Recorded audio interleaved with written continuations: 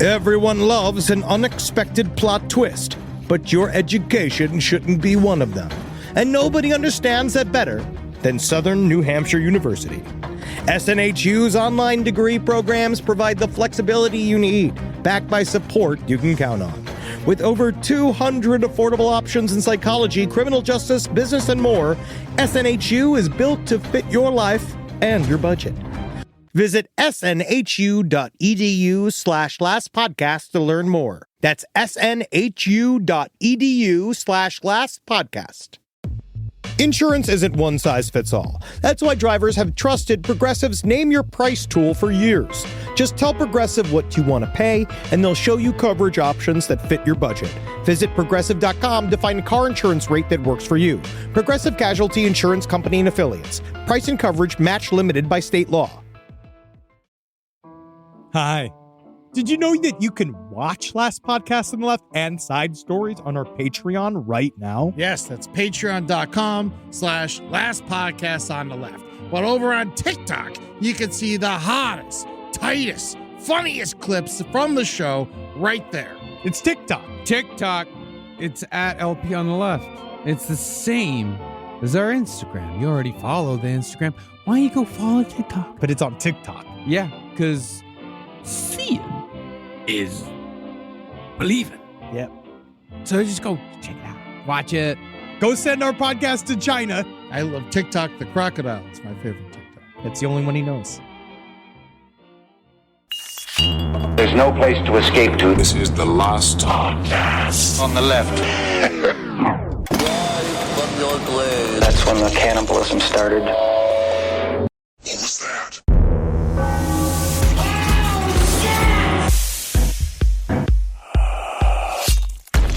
The button has been moved.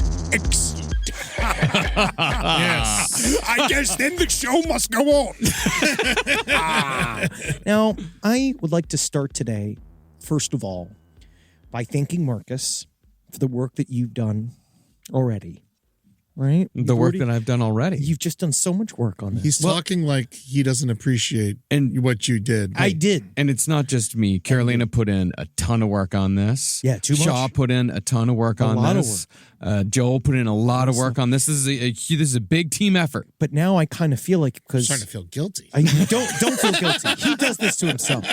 But if you look at him right now, and Eddie said this to him, is that like, with all the work and with all the reading and the gravitas, the glasses. Yeah. Because he is dressed like a liberal Militant. college Yeah. teacher in the 1960s. No, you look like you're trying to talk me into like getting arrested. See, that's what I feel like.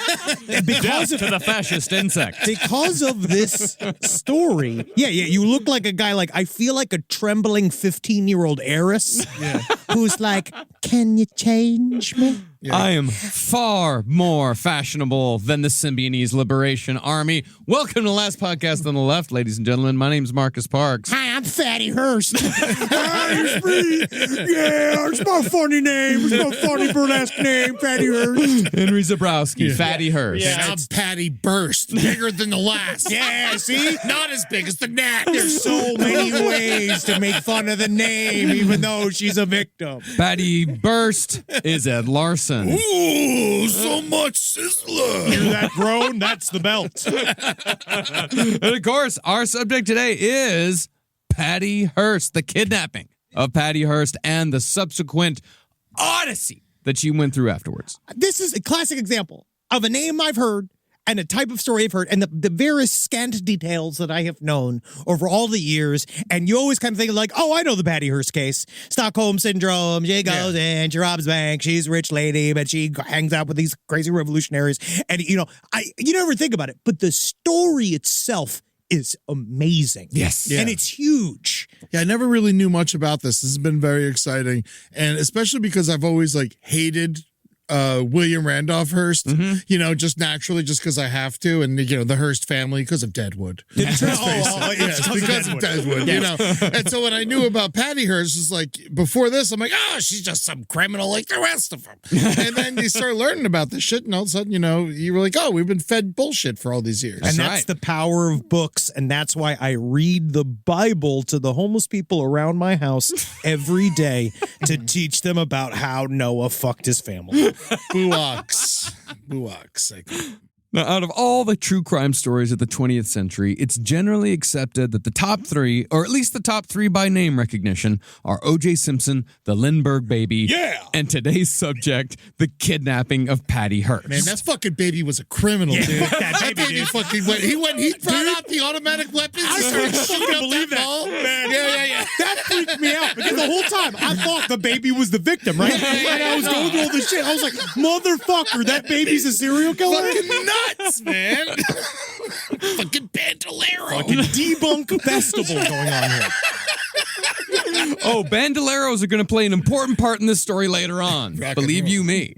Well, 50 years ago, on February 4th, 1974, the extraordinarily wealthy granddaughter of media mogul William Randolph Hearst was kidnapped from her Berkeley apartment by a far left-wing militant cult who called themselves the Symbionese Liberation Army, the SLA. Yeah, dude, the fucking 8-headed snake. Hell yeah, man. The Symbionese Army, man. They worked with Howard Stern. Back in the day, man. Yeah, I believe. Wasn't Jesse Jane in this? Isn't Jenna Jameson a member of the Symbionese Liberation Army? Do your own research, I always say. That's how you know when the Symbionese Liberation Army is coming, though. You hear that. These horses don't move. What's most remembered about Patty Hearst, however, is that she helped her captors rob a bank less than 2 months after her capture, right after the SLA released a photograph of Patty dressed as a revolutionary holding an automatic weapon in front of the SLA flag, looking real fucking cool, real fucking scary to the squares at the time. And also kind of attractive. Yeah! Now, since the SLA's beliefs were strictly political, Patty Hearst was vilified on the right for her participation in some of the SLA's crimes, which included multiple cold-blooded murders. That being said, those on the left also have their opinions on Patty, mostly because she was born into an extremely privileged and sheltered life. Privilege and shelter doesn't even really even come close to what she was. She's like the last unicorn. Yeah. Like I was privileged and sheltered. She was fucking taken away to a castle. She had a nice time. Yeah. The Hearst family is still, to this day, the 14th richest in America. And Patty's grandfather, William Randolph Hearst, was one of the most visible and well-known symbols of the American ruling class oligarchy of his time. He's sort of like how we view Jeff Bezos today. I actually think that Jeff Bezos is nicer than William Randolph Hearst. I don't know. I'd like to put him in the ground myself. Yeah, we'll get him. We'll figure it out.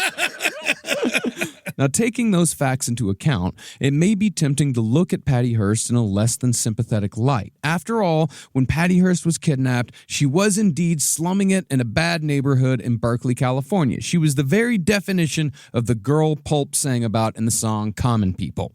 But when you reduce this story to its most basic form, Patty Hearst was a young 19-year-old woman who survived by her own wits and strength a brutal kidnapping, months of torture, and multiple sexual assaults perpetrated by men who also saw Patty Hearst as almost a different species because of her background. Now, with the Patty Hearst story, it's important to know the historical context. We know. We gotta know the context. It always is. That's why I love these series. But this historical context are my two favorite words in the English language. Besides, I'm coming.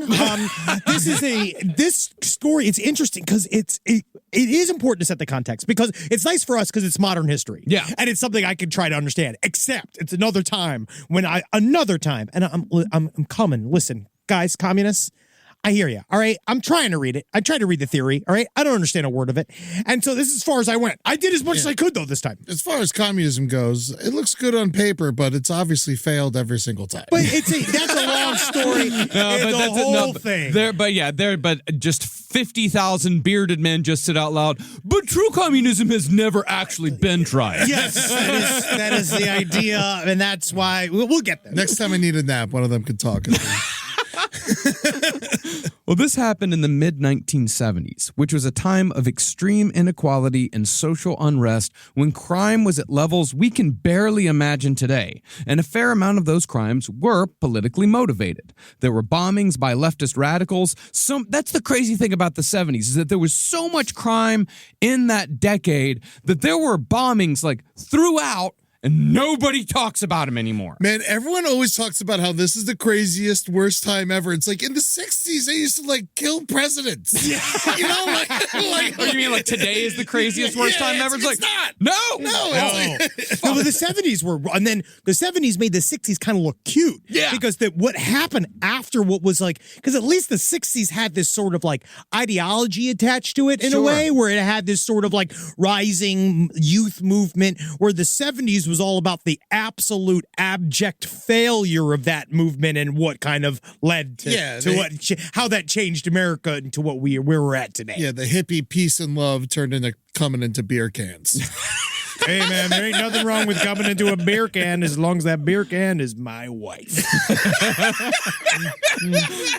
You had racially motivated murders, both white and black. You had the KKK, you had the zebra murders, and at the highest levels of power, you had the Watergate scandal. Everybody's a fucking criminal. In the middle of all this was Patty Hearst, who became a symbol of economic inequality while also further establishing the belief in the right that America was being murdered by its young people. Now, Patty was indeed brainwashed, but not with the SLA's political ideology like many people assume.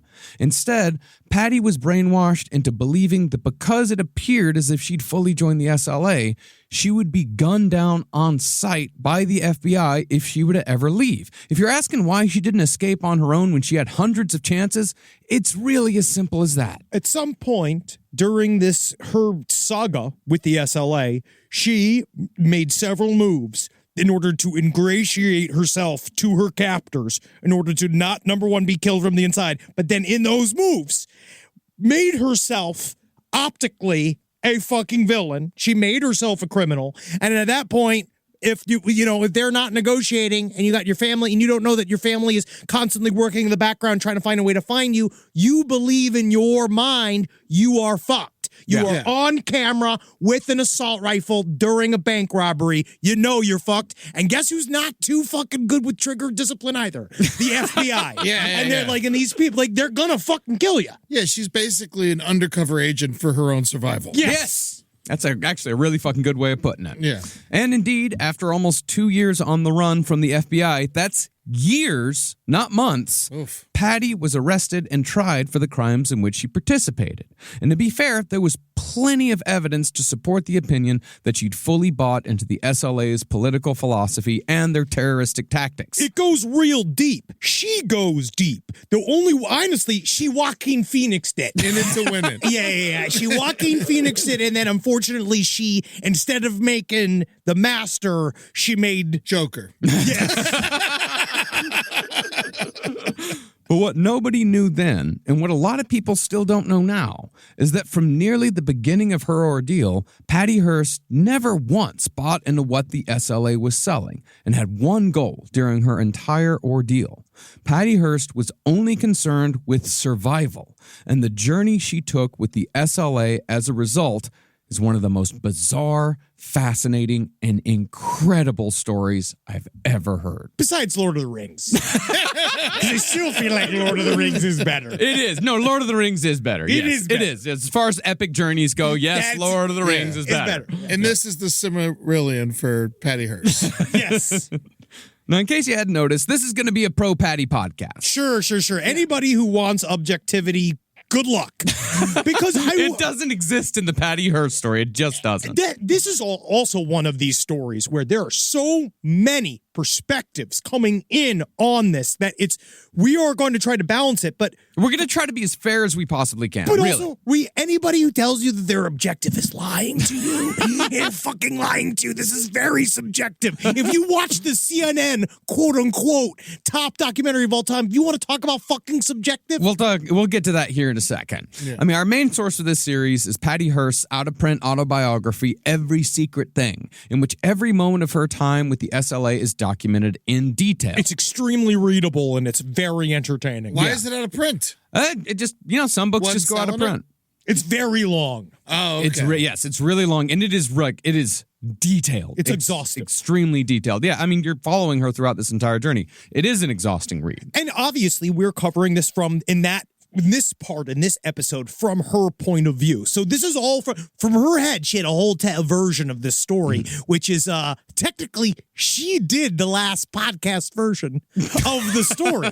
In my mind, she's playing them how I would play the characters in my head throughout the novel, which is hilarious. It's not a novel. It is nonfiction. It's nonfiction, but they don't get scary until you look from the outside.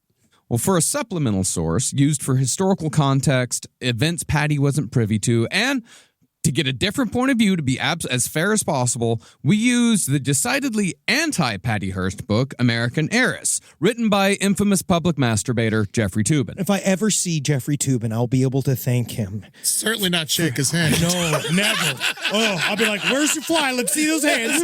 And then but what he did brought one of the only light moments I had during that dark time, during that COVID time when he saved me. Yeah. So I want to thank you, Toobin, for being a public masturbator. Because if it wasn't for your limp gray penis, nothing, I don't know if I ever would have smiled in 2020.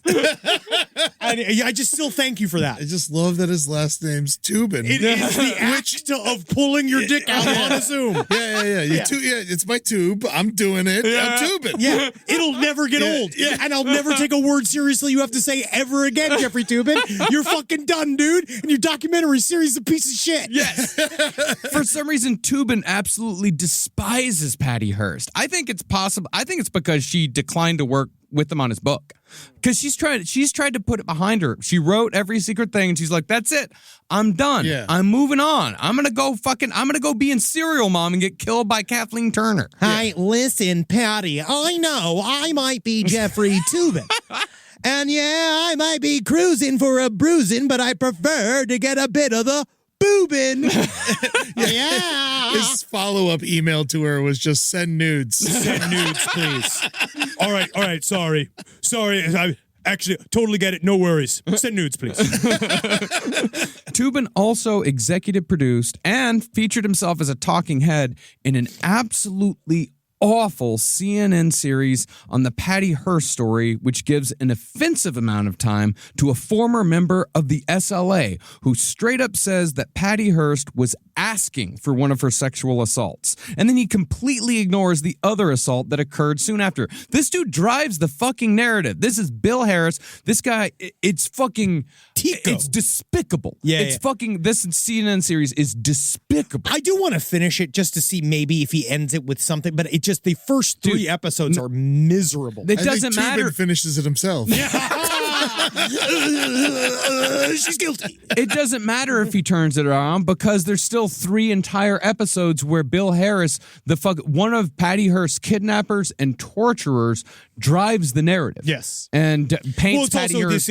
It's remotely entertaining any version of thought from the SLA, which we'll get to next episode. But, I guess they decided they needed to take the SLA seriously to make it scary, or so, I don't know what the fuck they thought they needed. I don't know what I think they just thought we have a member of the SLA who's willing to talk, and that's going to get ratings. I think that's the only thing they thought. I find that it's just nice to hate CNN again. Yes, it is nice.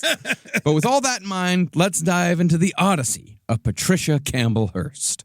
Now, to really understand what the kidnapping of Patty Hearst meant, we've got to understand the place that the Hearst family occupied in the American consciousness in the 20th century.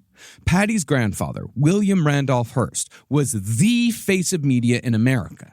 He was a celebrity in his own right and was so well known that Orson Welles famously used Hearst as the inspiration for his movie Citizen Kane. And everybody knows Citizen Kane because of The Simpsons. Right? It's just one of those. Where The Bobo episode? I think it's that episode, and then every time you've heard, well, it was bad. That's a fucking Citizen Kane thing. Love Citizen Kane. Love it. Surprisingly modern film for the time period that it was made. It's unbelievable film. But also, isn't it weird that William Randolph Hearst kind of looks like Herman Munster? But he's got a big head. Yeah. But such was the power of William Randolph Hearst that when he just heard about Citizen Kane, he threatened to expose the private lives of multiple people in the film industry in his newspapers if the movie was released. And he came damn close to buying all prints of Citizen Kane and the negative in order to destroy the movie before anyone saw it. And before people call that fascist or bad, just remember, that's the closest feeling that William Randolph Hearst has to vulnerability, which is that just being like, they can't know I loved a sled. They can't know I have a girlfriend. Because then you look at the movie, it's technically, yeah, he's sad and old and mean, and he was ruthless, but also at the same time, if you're William Randolph Hearst, if I'm watching Citizen Kane, I'd be like, man, that guy's got it all figured out. Yeah. How bad was he really? The ultimate message of Citizen Kane is that it's all worthless. Success is worthless. Yeah, but still, at the same time, if he doesn't feel that, right? He doesn't know that. So he's watching the whole time and like, God damn, I'm a good actor. He doesn't even know it's him. Do you think he even watched it? I imagine he did. Oh, at yeah, some yeah. point. Every one of these people hate. It's about him. Yeah. So he has to watch it. Well, as a result of Hearst's bluster, many theaters refused to show Kane out of fear that Hearst would sue them for libel, and Hearst banned all of his newspapers from even mentioning the movie in a positive or negative light. Hearst had such influence that in an attempt to get the boss to notice him, an employee at a small local paper owned by Hearst, he attempted to frame Orson Welles as a pedophile by hiding a 14-year-old girl in his hotel room closet along with 2 photographers. Welles only avoided this scandal because a policeman warned him to not go back to the hotel. Ooh, nasty stuff. And honestly, Kelsey, who's here helping us today, I just want to say this is a part of to be honest, the kind of commitment we're looking here at LPN, which is I actually want a list of other top podcasters and how we are going to sabotage them so that we can move towards the top of what? I don't even fucking know. No, we Getting another Webby? I don't know. I actually don't know what this leads to. I don't know where the end of this is. We just got to get a couple of photographers that snap a picture and go, wow, what a scoop. What a scoop. And then fucking run out the door. But in the end, partly because people didn't understand the movie, admittedly, but mostly because Hearst decided to kill it, Citizen Kane bombed and only became known as a classic decades later. Now, the Hearsts were that particular stripe of American royalty in the sense that there was no blue blood in their family. Woo! Yeah! Didn't deserve it. William Randolph Hearst's father was a 49er from Missouri who struck it rich in the silver mining business in California. Afterward, he became a senator despite the fact that he could barely read. Hey, man, you got to read to pass laws. Yeah, now that just makes you president. Eddie! Come on, Eddie! But once William Randolph Hearst came of age, he used his father's silver money to force his way into the media. As the line in Citizen Kane goes, I think it would be fun to run a newspaper. That's what you said. Yeah. Yeah, And that's why you did it. That's why I bought stock in the Reykjavik Grapevine. I did that for a week. I walked around going, I think it would be fun to run a newspaper. Even though I don't run it in any way whatsoever. Well, that's Will what you we take it down, man? Dude, what we got to do as we go to Reykjavik, we have to make sure that your newspaper starts decrying us as we are this rampant, this rage of teenage chaos is going to arrive. And Gods are coming to town. be careful. Oh, last podcast mania might shut Reykjavik down.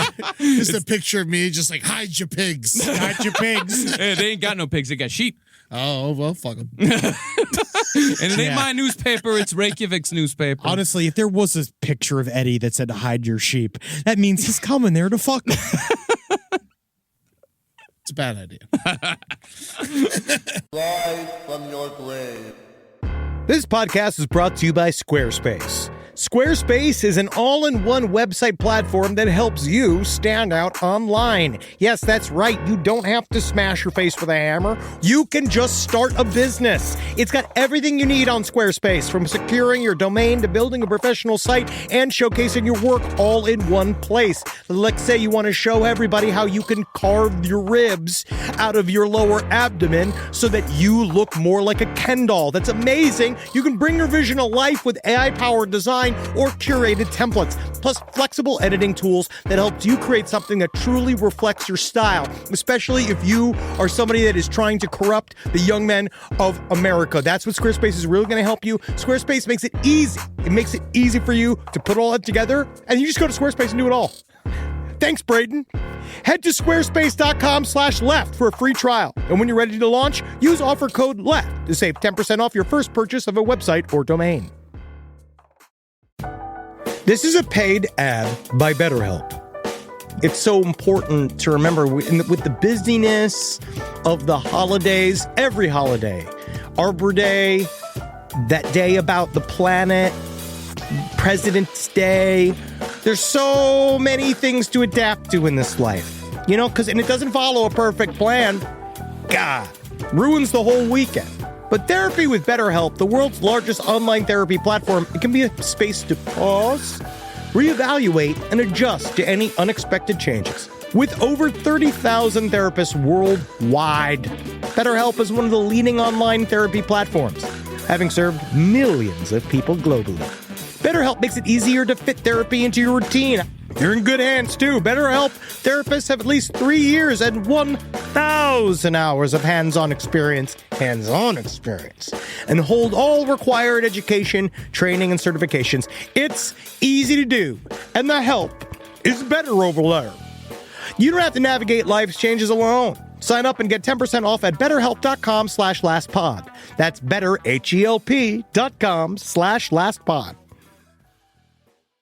Summer means freedom. And for adults, summer means work next to freedom. But thanks to Mint Mobile's summer sale, it can almost feel like the work is playtime for the adults.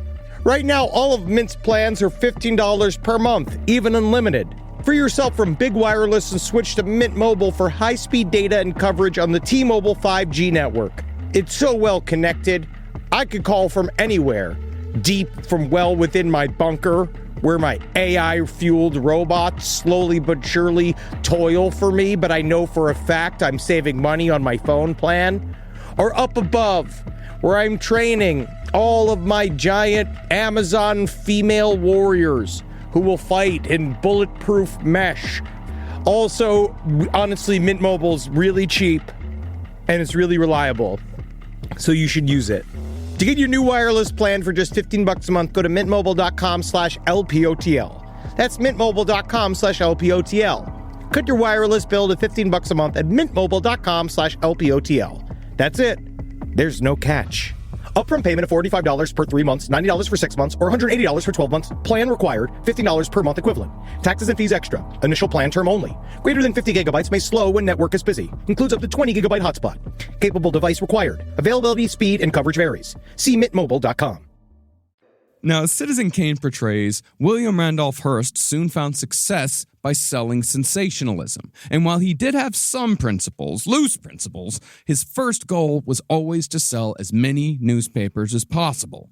Case in point was when he began publishing op-eds from some of the most evil people of the 20th century because it was good for business. Hearst actually commissioned Benito Mussolini to write regular columns for his papers. We're in unprecedented times. It's unprecedented times. It delighted him that the most famous Italian in the world had a byline in his papers, and Italian Americans bought papers as a result. He was the most famous Italian? More than Chef Boyardee? Yeah! Name one Italian more famous than Benito Mussolini in 1936. Leonardo da Vinci. I mean, dead. a lot. Yeah, Living. yeah, Famous living Italian.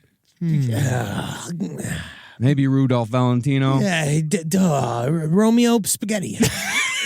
You never met him? You never saw him? Romeo Spaghetti? He fucked underage girls through a pile of pasta. Again, time does not show a lot of favor to Romeo Spaghetti. Mussolini, however, never actually wrote any of the columns himself. His mistress ghost wrote most of them, and even then, it was usually difficult to decipher what Mussolini was even trying to say. Yeah. He wasn't a famous orator, was he? Mussolini. Was he like, did people like, Yeah. was he a funny guy? I have pictures of him being super funny in my head, like standing on a balcony and Because he yelling. had the big, like his lip out. He just like looked like he was like pouting. Yeah, he was a populist. Yeah. Yeah. Mussolini, however, paled in comparison to the man Hearst gave an American voice to in 1930. That year, in the Sunday March of Events section, Hearst published an op-ed called Adolf Hitler's Own Story. He tells what's the matter with Germany and how he proposes to remedy it. I like you, Adolf. You're a straight shooter. You've got a good haircut. I love the mustache. Now, who's that?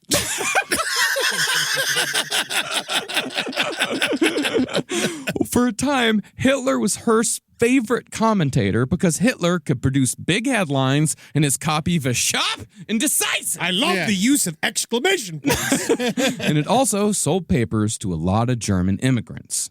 The only problem was that Hitler was shit for making deadlines. But still willing to give the Nazis a shot, Hearst replaced Hitler with Hermann Göring, Yeah, well, the you know- second highest ranking Nazi. That's the guy. That's the guy that you would bring in, right? Because he's the guy that wrote for the Nazis. Yeah.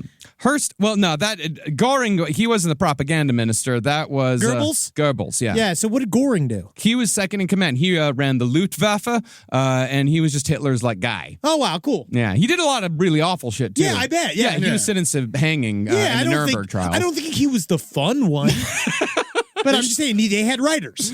We should have a bull kill him because of his last name, Göring. Göring. That's But it's not a good spelled the same way. idea. There we go. Yeah, killed himself in with a cyanide capsule the day he was supposed to be hanged. It's kind of fun, though. Pussy. Yep. Hearst even went to Germany to meet with Hitler after some of Hearst's Jewish friends, particularly film executive Louis B. Mayer, they expressed some concerns. Yeah, we feel like there might be. We just gotta feel. We feel like your buddy's out of pocket. Yeah. But all Hitler said about his treatment of the Jews, all he said to Hearst, it was basically, Don't worry, it'll all be over soon enough. Okay, good. Yeah, so you got it covered. And it's this look, because you know how Hitler loved that look, that sheepish, like. I don't see the look over Telegram. no, Hearst chose to take this statement in a manner that I'd call willfully positive. Ah, well, good. Yeah, he's like, excellent. Exactly as I imagined. And he continued tacitly supporting the Nazi regime because Hitler's columns sold papers. Hearst would finally be forced to speak out against Hitler after the events of Kristallnacht in 1938, but even then his criticism was lukewarm at best. Mostly about how it was a waste of glass and windows. And how sad it would be for the coming winter months. Yeah. That's all to say, of course, that William Randolph Hearst was not necessarily a beloved figure in the minds of the American people. No. And the Hearst name became associated with both ruling class arrogance and over-the-top opulence, as was portrayed in Citizen Kane. Well, his fucking house was a famous...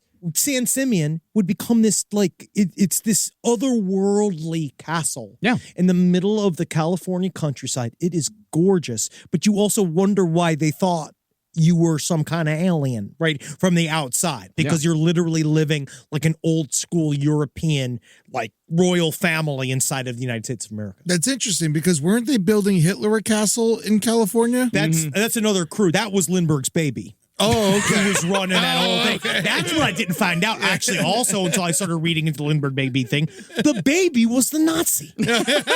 Oh, so the baby was the one who convinced the father to be the Nazi? I'm pretty certain that Lindbergh's baby did I believe, the contract negotiation between Hitler and William Randolph Hearst for the amount of words deliverable. Yeah. And set the deadlines and did a lot of the templating, which I saw was very strange. Getting his hands dirty. Oh, yeah, and his little gonna goo goo gaga, and then he would do something about how, like, and then he said, juju no no. Yeah. Yeah, it was like weird. Juju no no. They loved working with the baby because he looked like a talking bratwurst. They give him little licks. I was just making sure you're a person. Now, when William Randolph Hearst reached the end of his life in 1951, he found that he had not raised worthy heirs. Many of his sons were alcoholics, none did well in school, and most were living lives of leisure as playboys and layabouts. Awesome. This, of course, included Patty Hearst's father, Randy. Now, Randy had also taken up the newspaper business as a career, but he was boss more in name than in practice because he'd just pop into the paper every once in a while to see how everything was going, then say bye-bye. Has there ever been a responsible Randy? No. No, I don't think What's so. the name? The dude, the pitcher, the big tall pitcher. Randy Johnson. Randy Johnson. Yeah, responsible. the He bird showed up. killer. Yeah. He showed up at every game he was supposed to. He showed up in practice. He killed those birds just like he promised his father he would. And were you ever disappointed by a Randy Newman song? No, I love Randy Yes. Newman. And Randy Bachman, okay, we're okay. Yeah, okay. That's it. Randy Bachman saves me. I don't like Randy Newman. You don't like Randy Newman? Nah, We can he's fight smug. about this later. I think he's smug. He's got every right to be smug.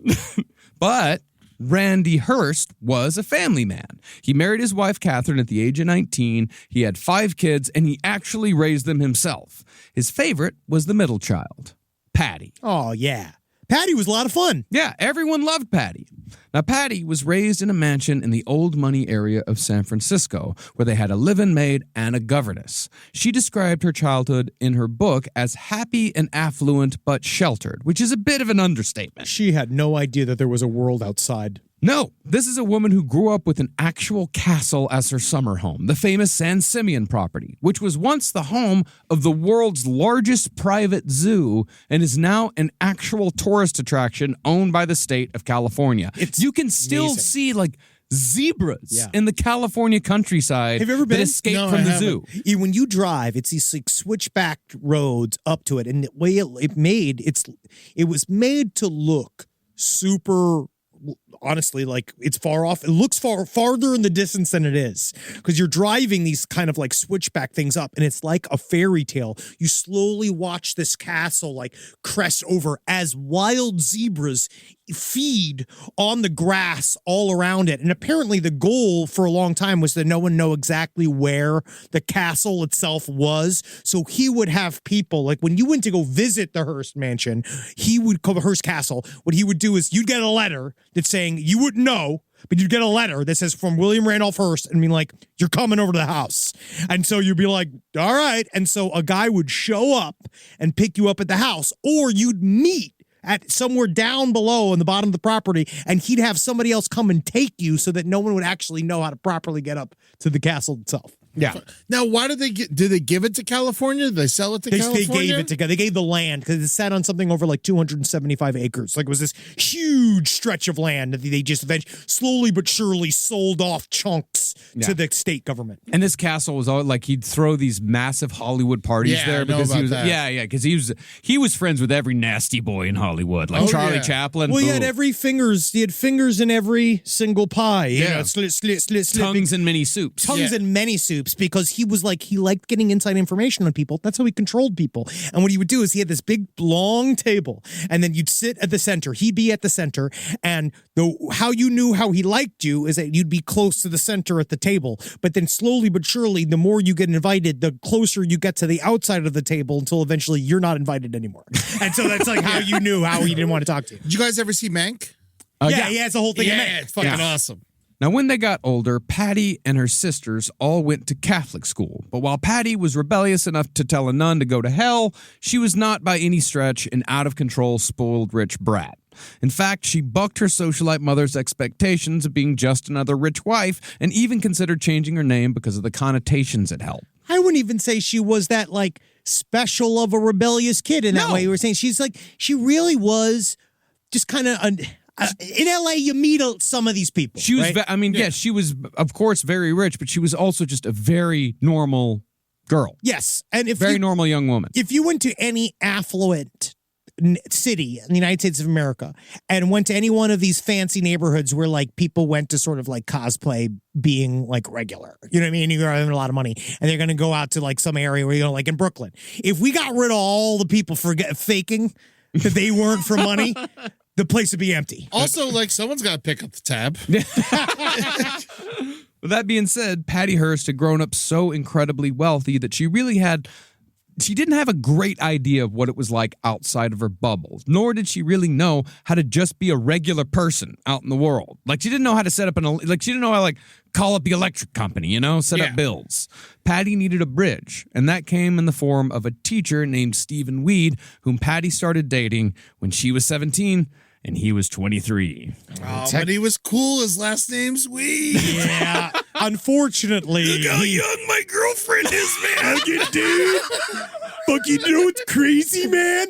It's fucking sometimes when I'm kissing her, I imagine if she was a little egg. I mean, like, how small can you fucking be, dude? But Stephen Anyway, back to class. Yeah, back to me being a full. weed. It's about me being a full adult. Stephen Weed, he's a creep. Yeah. Stephen Weed was a math professor who ran a music workshop at Crystal Springs School, which was basically a finishing school to prepare young girls for a life of opulence. Yeah, I go there a lot of times, and they call me like, all right, welcome to Alabaster Skin Class 101. First of all, here's a bucket of mayonnaise. Rub it on yourself, you worthless pigs. None of you are soft enough. That's what you got to do, man. You got to get these debutantes into shape. Let's see them nipples. Let's go. We learned how to make spring rolls. All right, now we're doing my taxes. Steve met Patty as a guitar tutor, and even though the age difference is fucking very creepy and definitely inappropriate, they started dating and got more serious after Patty's first year in college. As could be expected from a guy in his 20s who dates girls still in high school, Steve soon became difficult, arrogant, and condescending. They're always like that. Yep. It's always like, man, he's so cool. And then all of a sudden he's like, you start doing stuff where you think it's cool to act like a wife at home. She's starting to do that, sort of like mothering him. And he's really excited about that. And then he really reverts to a childlike state, even though he's much older than her. Yep. But even so, even though they were having problems, they still decided to get a place together in Berkeley, California after Steve won a fellowship at UC. At the Bong Sciences Department. Now, Berkeley at the time was a place that was dealing with the aftermath of the 60s, not unlike how nearby Haight-Ashbury had, in just a few short years, devolved from a hippie paradise into a place where heroin addiction, pimps, and conmen like Charles Manson thrived. Patty, however, was thrilled to be living somewhat independently, and even though she had her doubts about Steve, she liked the idea of being married. Playing adult. She wanted to, she saw it. Like, we hear people talk about it all the time. Natalie talks about how when she dated a man that was 20 years older than her, and she felt super mature because he fed the line of how mature and ready you are and how amazing and special you are. So, when Stephen asked for her hand in marriage, she said yes at the age of 19, which was the same age her father was when he got married. The engagement was announced in a Hearst newspaper on December 19th, 1973, but unbeknownst to anyone, that announcement would change the course of history, for it was quickly noticed by the Symbionese Liberation Army. Oh, man, we need a Jimi Hendrix guitar stick. They need like some These kind of fucking assholes and idiots don't deserve Hendrix. Well, because right now we're from the outside. The way I'm viewing the series is like we're on the outside now. So to this point, the SLA, they're going to look pretty scary. Yeah. Pretty intense. Now, we're going to get into the full story of the SLA in episode 2, but the broad strokes are that the SLA was a small militant black revolutionary group that basically operated as a cult. As Henry told me earlier, think Charles Manson, but with left-wing politics instead of pure nonsense. Yes, and it comes from the same spot. It comes from someone that was also institutionalized by the United States government. The only hitch about the SLA being a black revolutionary group, however... It's a big hitch, though. Yeah, I would say, honestly. Yeah, was that out of the 10 members, only one of them, the leader, was actually black. Yeah. The other 9, lily white. And they just became more white. You know what I mean? As the time went, it kind of reminds me about how when we did West Side Stories in my high school, and they decided that everybody with because we had no Hispanic students, that anybody with dark hair In Queens? No, this was in Florida. By the time I was in Florida, I was in West Side Story. You didn't have any Hispanic Not in the theater department. And so I obviously was on the white team because I'm translucent. Yeah. But then everybody else, it was all the Italians. You were a jet, but you were a jumbo jet. No, I was Snowboy. Oh, yeah. That's great. Good for you. Well, the white people in the SLA wanted to be black so badly that one guy, Bill Harris, a.k.a. Teco, this is the guy that was in the fucking CNN series, he was known to sometimes pound the floor with his fists, yelling, quote, Oh, God, how I wish I were black. Oh, God, how I wish I were black. I wish it were me. Can I be black? Can I close my eyes and open up these white lids and see a black skin underneath, please? I get it. I do this sometimes in casting offices. I mean, basically, it's a cult full of Rachel Dolezals with guns. Oh, yeah. It is wild, man, because whew.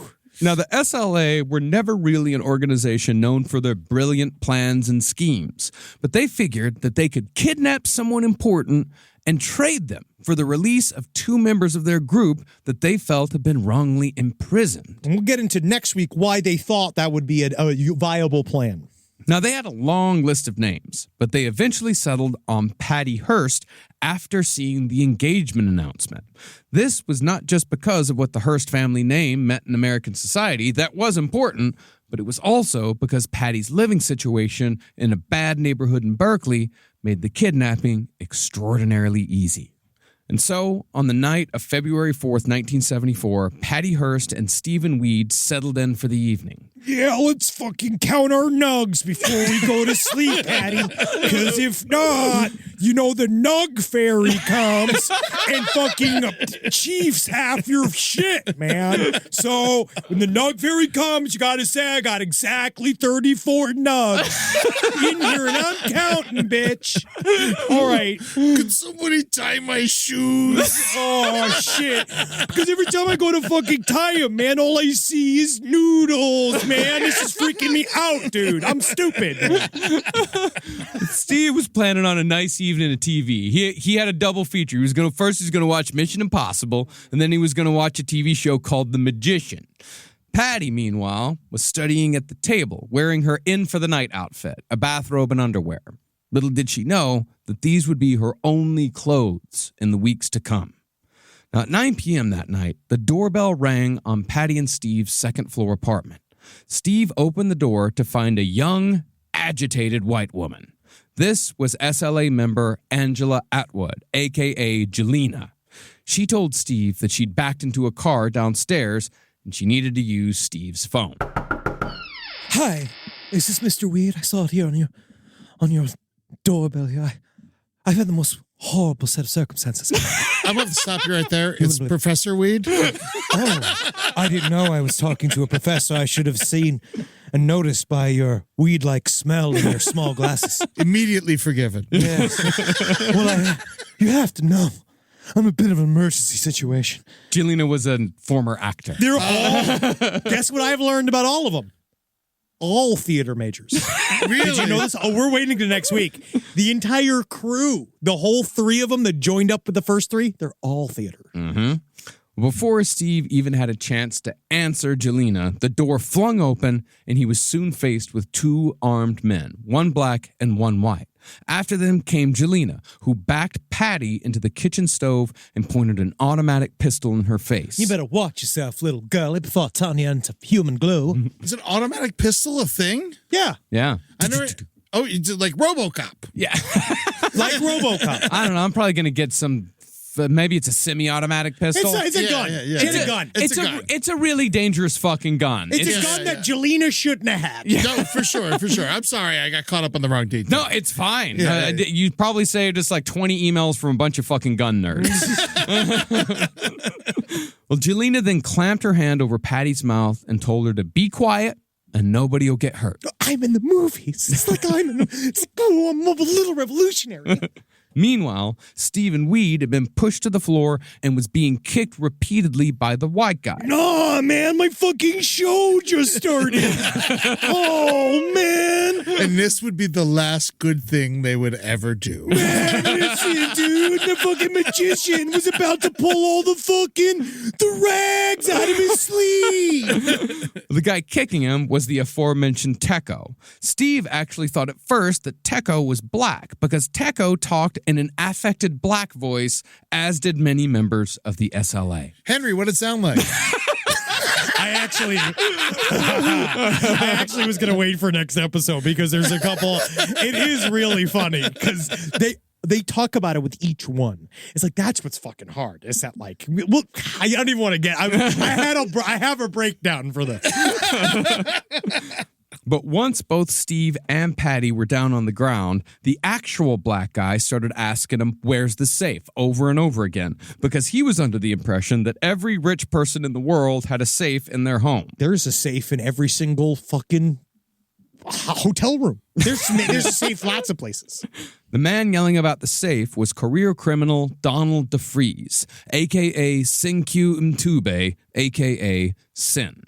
Sin was the leader of the SLA and the only black guy in this black revolutionary militant group. You listen to me, you ever-loving fellas. All right? There doesn't need to be one more black fella in this group, right? Because you got the number one guy, me, Sin Q. I don't you worry about it. All right? I'm the blackest man you've ever met. That's how you stay in charge. It's job security. We're going to get into that in the next episode. You're exactly right. Yep. It's so fucking stupid. This is the problem, man, is I don't want to even get into it. Right now, we have to remember, Marcus, the SLA is scary right now. It's scary right now. They can never at any point be scary to me. I know, but we have to pretend like they're scary right now because we're going to find out that they're stupid soon. Well, the thing is that they are scary. They are very, very scary to Patty Hearst. Of course. And will remain terrifying to Patty Hearst throughout. Till the end, yes. Now, Patty and Steve didn't have a safe, but Sin's insistence that there was a safe made it seem like this was probably a robbery and would be over soon enough. But then Patty's hands were tied behind her back, a knotted rag was stuffed in her mouth, and a blindfold was wrapped around her eyes and tied behind her head. But Steve, even after being hit over the head with a bottle of wine and kicked and hit in the face repeatedly... We're supposed to drink that. Is that my palm? Don't hurt my palm. He managed to get his hands free before rushing out to the patio to get help. Help. That's when he noticed no one was running after him. That's because the SLA were too busy dragging Patty the other way, out the front door. She'd spit out the gag and was screaming for help because she was now fully aware what was actually going down. Her neighbors came outside to see what was going on, so one of the kidnappers let out a burst of gunfire from their automatic weapon in response. Not subtle. No. By this time, Stephen Weed had made it to a neighbor's apartment and was pounding on the door begging for help. Any nugs to help me get inspired to go to the police, please? Emergency nugs needed. I need to fucking chill to the max, man. This is so much pressure. I can't handle this, dude. My fucking rich-ass girlfriend's got a fucking kidnapping problem, man.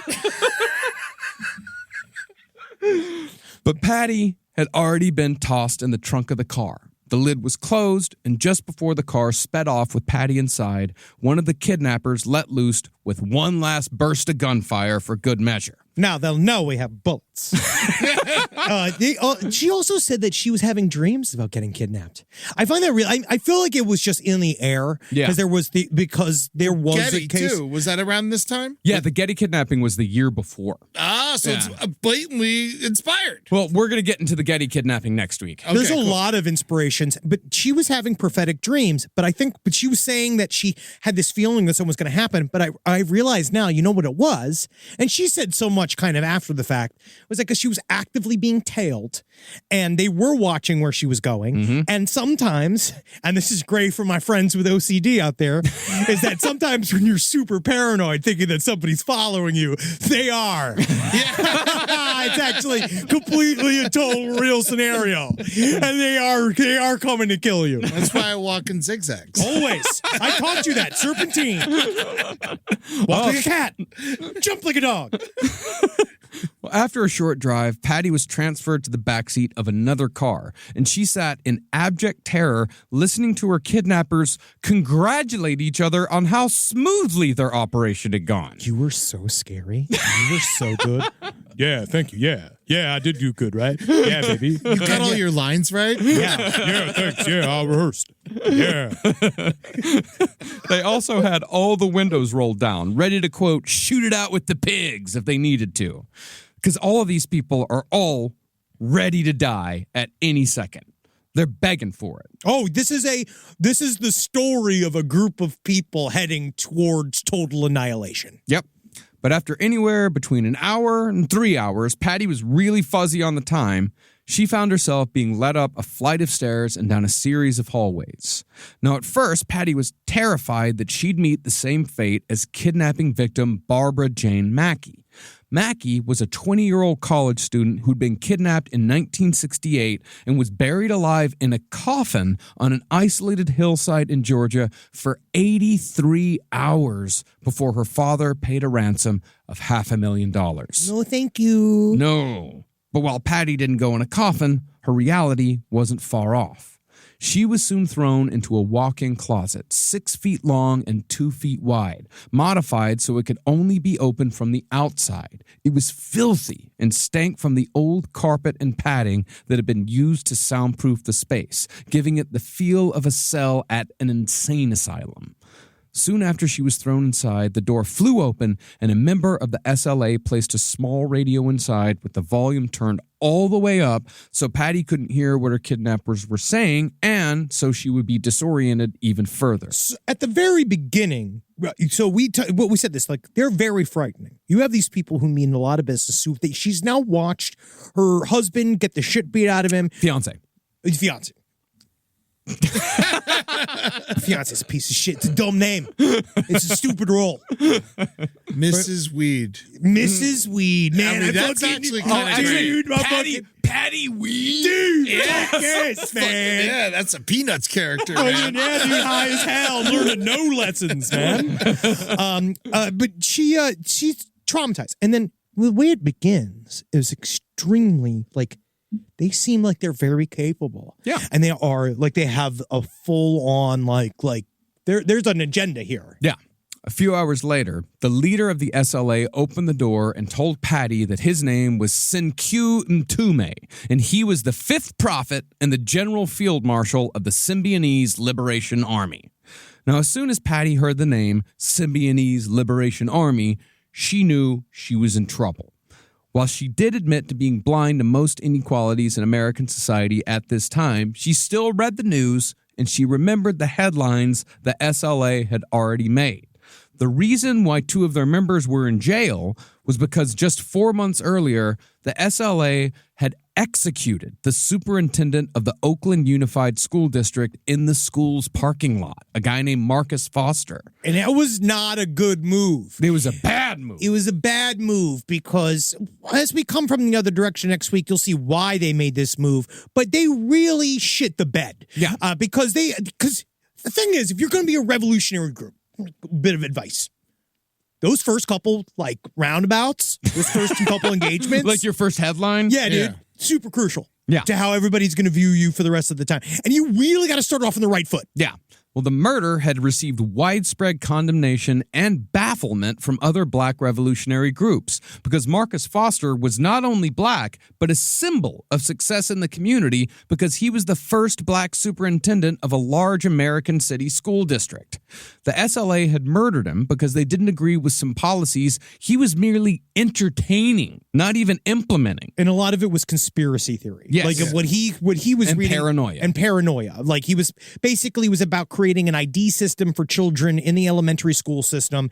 And then he extrapolated it, Syncuse extrapolated to this concept that they were going to be bringing police officers in to monitor the everyday activity of children. Because he kind of had he thought it was this slippery slope of, they're going to start tracking the kids, kind of like in a Mark of the Beast style / police state. The kids are going to come and the cops are going to be teaching the kids classes and stuff. And he doesn't know the cops are lazy. They're not going to do that. They're not going to teach classes. If I was a cop and then I was forced to watch it, like be in charge of an elementary school, like it's like class, we're going to watch Dumb and Dumber. You know what I mean? We're like, all right, looks like old Officer Zabrowski's going to put on one of his favorite documentaries. Yeah, watch the Charles Larry Christmas. You know how mad they must have been when he wasn't killed by the KKK. And yeah, you're like, what the fuck? Yeah. Soon after, 2 members of the SLA were arrested for the crime. Russell Little, a.k.a. Osi, and Joseph Ramiro, a.k.a. Bo. But even though Patty knew exactly who she was dealing with, she thought it would be best if she feigned ignorance. Perfect. Yes. This, of course, bruised Sin's ego, and he proudly and angrily gave Patty the SLA's entire resume, including the murder of Marcus Foster. They're still very proud of this. He still thinks that he's done a wonderful thing for killing this superintendent. Because where we're at right now in the SLA's life, we're into the Charles Manson section of we are going to have to ramp up the rhetoric in order for me to keep the cult. Sin then told Patty that she was a prisoner of war because she was the daughter of Randolph A. Hearst, a corporate enemy of the people. But since she was a prisoner of war, she was going to be treated according to Geneva Convention guidelines. And she wasn't. Sin asked her if she had any religious medals on her person, explaining that under the Geneva Convention, she could hold on to any religious medals but had to forego every other item to the SLA. Yes, I worship this gun. Yes. Thank you, St. Barnabas's gun, for the protection that you give me each night. And thank you, the bullets of the Virgin Mary. Oh, holy knife. But since Patty was wearing only her bathrobe and underwear, she thought for the first of many times that the person talking to her might be insane. Now, this was about half true, because it's hard to tell how much Sin actually believed in what he was about to tell Patty, although it's most likely he was just trying to make himself sound more impressive than he actually was. See, during the kidnapping, Patty had been hit in the face with the butt of a rifle and had been cut, scraped, and bruised by the rough treatment she'd received between her apartment and the SLA's closet. For those wounds, Sin promised that an SLA doctor would soon arrive, but their medical team was, at that moment, very busy. We got a lot going on, a lot of different stuff there, madam. All right, so you got to know, it's like we got armed fronts. We're fighting in Alaska right now. Did you know that the snowmen were conservative? And then we got a lot of stuff going on, a lot of places. Toledo, Milwaukee, a lot of places. We got Seattle. Some people needed Band-Aids in Seattle, so we had to send them out super last minute for some crucial Band-Aids. Well, I gotta go. Well, Sin claimed that other SLA combat teams had captured 5 other prisoners that night across the state of California. The SLA, he said, was a huge army that had intelligence and medical units in addition to their ground troops, and that it was all financially backed by supporters of the revolution. And you can bet your buttons on that, little miss. All right? Because no hardcore fella such as myself who just got out of the pen aren't going to mess around with no half measures, you little woman. All right? So you better cross your T's and dot them I's when it comes down to it, because if not, Miss Buster Brown, I'm going to come over there and I'm going to, oh, you better watch it. Oh, I got to go make sure I'm sending the SLA doctors to Baton Rouge. Yeah, Jazz Fest, get out of control. Yeah, I got to get out of here. He then added that the SLA was linked internationally to the countries of Ireland, the Philippines, and Puerto Rico. The whole country. Which are all known for how many black people they have. Yeah. The blacks of Ireland, you wouldn't even believe the type of crazy loco fellas we got in Ireland right now. What these guys are doing, they are keeping it real, my friend. And even though Puerto Rico is not, as we all know, a country. No. Finally, Sin It's a vibe. Not since 1897. Finally, Sen told her that if she behaved herself, she wouldn't be mistreated, but if she dared make a sound or even touch the closet door, she'd be strung up from the ceiling like a dead pig. She was then left there in the dark, blindfolded with her hands tied. And don't you mess with me, all right? Because I'm a cranky MFer, all right? Now, good night. Love you. Now, the next day, Sin was furious that the papers hadn't printed anything about the kidnapping of Patty Hearst. In his view, this was not a kidnapping at all, but an arrest. So he decided to send a so-called arrest warrant to the media. Issued by the Court of the People, the statement said that any attempt to rescue Patty would result in her execution, and this and any further communications had to be published in full in all newspapers, and any failure to do so would endanger the safety of the prisoner. The statement ended with the now infamous sign-off, Death to the fascist insect that preys upon the life of the people. yeah. See, you got to say it in a military. You're allowed to with the glasses. Sure. Yeah. Death to the fascist insect that preys upon the life of the people. Woo. Yeah, that it felt that a lot better. Yeah, Hey, all right, now there. Hey, you mind your P's and Q's, all right? Because we're calling for the death to the fascist insect. It preys upon the life of the people, and that's got to stop. And our first person to do it is Sergeant Orkin. I will not let that stand. Now, almost immediately, Sin began drilling the thought into Patty's head that if the FBI were to show up at the SLA safe house, the SLA would kill her first, then shoot their way out or die trying, because all of them would rather die than go to prison. But when he wasn't telling her all the ways she could be killed, Sin lectured Patty in a phony, formal tone of voice, as if he were a judge or a general. His words, of course, barely made any sense, or at least they didn't make sense to someone from Patty's background. Or to a lot of people. Yes. Because I can already tell what he's doing, which is he's saying a lot of very intense left-wing words. None of them mean any of the way that they say it. The word always means something else from the way they use it. And it's confusing. And then it feels, in many ways, as if the information is being held from me. And I do wish, because I'm not a dumb man. Well, what you just said is systemic. I'm not a dumb man. I try to read. And I feel like I'm gullible enough to be gotten. Yeah. You know? Because I go in there 110%. You always do. And I leave me behind.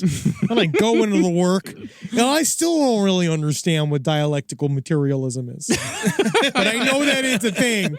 But I know he said a lot of words that he did at first to sort of, I do believe it's a tactic. I believe that is a tactic to be like, look how official we are. We have all of these crazy terms and all of this terminology and these meanings why and the validations. But Sen wasn't the only featured speaker.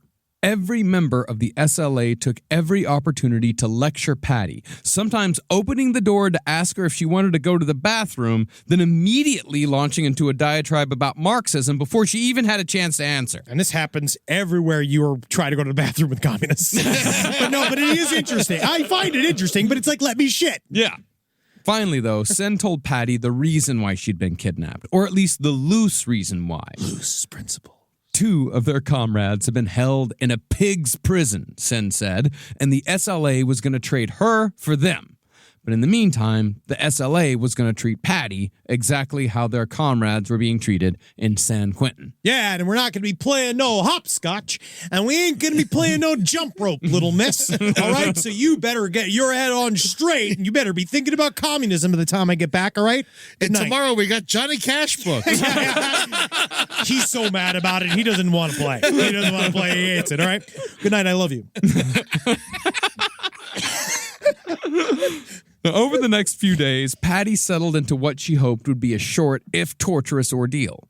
She learned how to eat blindfolded and sat through... Because that's important to remember. She was blindfolded. That's the one thing I don't know if we've said, is that she was permanently blindfolded. Yes. And she kept it on, and they also, like, this is part of also the reasons why she was like, they might be fucking stupid. Because he kept saying stuff like, she had to keep it on in the closet no matter what. Yeah. And so she was taking it off every once in a while. They would let her take it off to bathe, where they would wear a mask sometimes, and she'd be able to take it off. But then she was noticing it was like blinding her, because essentially she was days at a time with no light. Also, it's just like, it has to like give you like weird like sores. Rashes. Yeah. Now, she learned how to eat blindfolded, and she sat through so-called interrogations conducted by Sen, who wanted to know as many details about her father and his financials as Patty could tell him. How many slides does he have? All right, how many llamas? How many carousels? I want to know. That sounds amazing. Working llamas or pets? That's incredible. I wish I had access to that many llamas. You know what I'd do with that many llamas? I'd run a llama communist university. All right? You should be so lucky. The answer is 4, 15, and 3. That's all I needed to know. See, Sen was under the impression that Randy Hearst was a member of the Committee of 40, which Sen believed was a super secret, high-level group of businessmen and corporate executives who were also CIA agents. And it was this committee who told the president what to do at all times. Just know that as soon as you hear the term Committee of 40, you don't have to listen to a single thing that he says ever again. Just remember, it's like one of those things. So you're like, you're wrong. Yeah. Little did Sen know that Randy Hearst barely even showed up to the job he had most of the time. Yeah, dude, that's what rich people do. And after days of interrogation, Patty just told Sen that her father made, I don't fucking know, $1 million a year. Yeah. And since that was a nice round number, Sen's like, cool, $1 million a year. Sounds right. Must be. Yeah. Yeah. $1 million, huh? Yeah. I bet that's chump change for your daddy. Well, how about, well, I make $5 million. Like, is that what I was supposed to say? Is that how I was supposed to react? Rise from your grave. Last Podcast on the Left is excited to collaborate with Audible. Audible has a massive range of ad-free crime fiction, nonfiction, and true crime podcasts. You know, there's so many things you could do while you're listening to an audiobook. You can clean up your own personal crime scene, and that's easy to do, and you can learn it all from books. Some people also listen to audiobooks to go to sleep.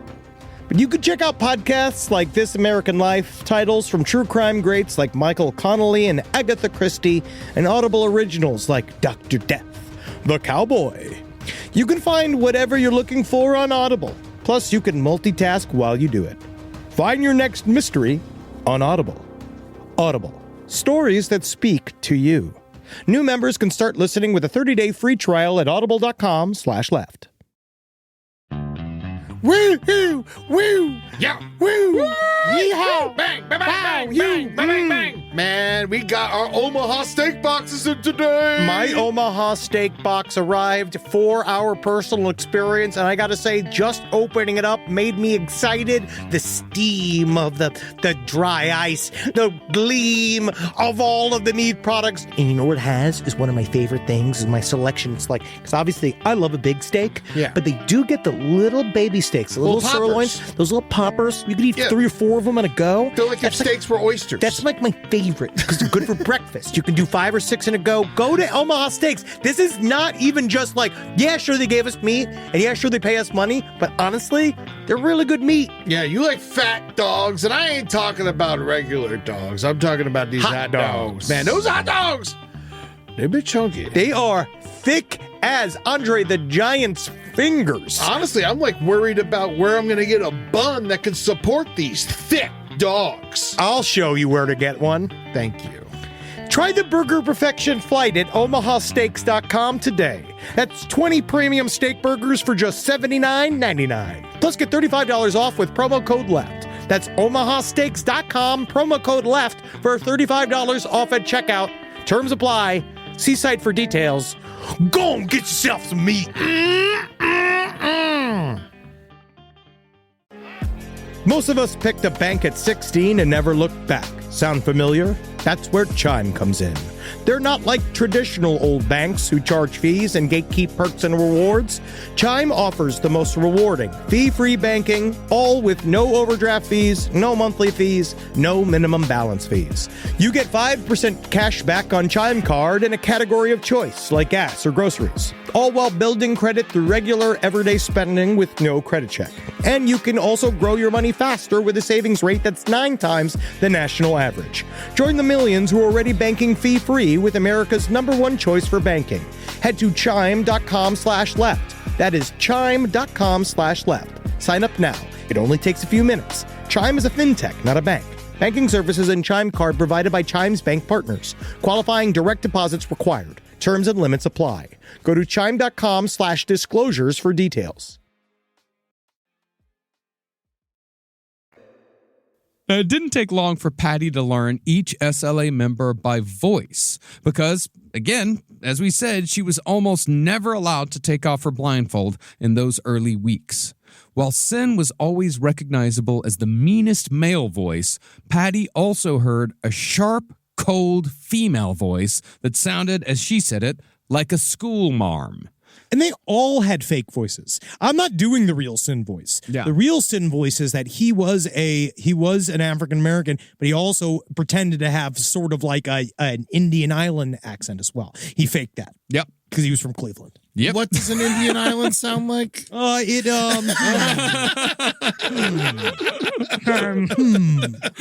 the schoolmarm voice was often paired with a jumpy, nervous male voice who repeatedly tried, unsuccessfully, to sound like a black guy. Yeah, you fools. Yeah, you better check yourself before you wreck yourself, right? I like sneakers. I certainly like sneakers. Well, the nervous fella was the aforementioned Teco, while the schoolmarm was his wife, Emily, a.k.a. Yolanda. Patty then learned the names of the rest of the SLA members, or at least their aliases. Those aliases, no shit, they were the white SLA members' reborn Swahili African names adopted for the revolution. Oh, God, I wish I was black. Oh, God, I wish I could be black. Oh, please. Shut up. If I give you a black name, will you shut the fuck up? Yeah, I guess it's okay. What kind of black name? It's fucking Swahili. I don't know. Cool. Do you know anyone else named Swahili? Wow. What part of black is that?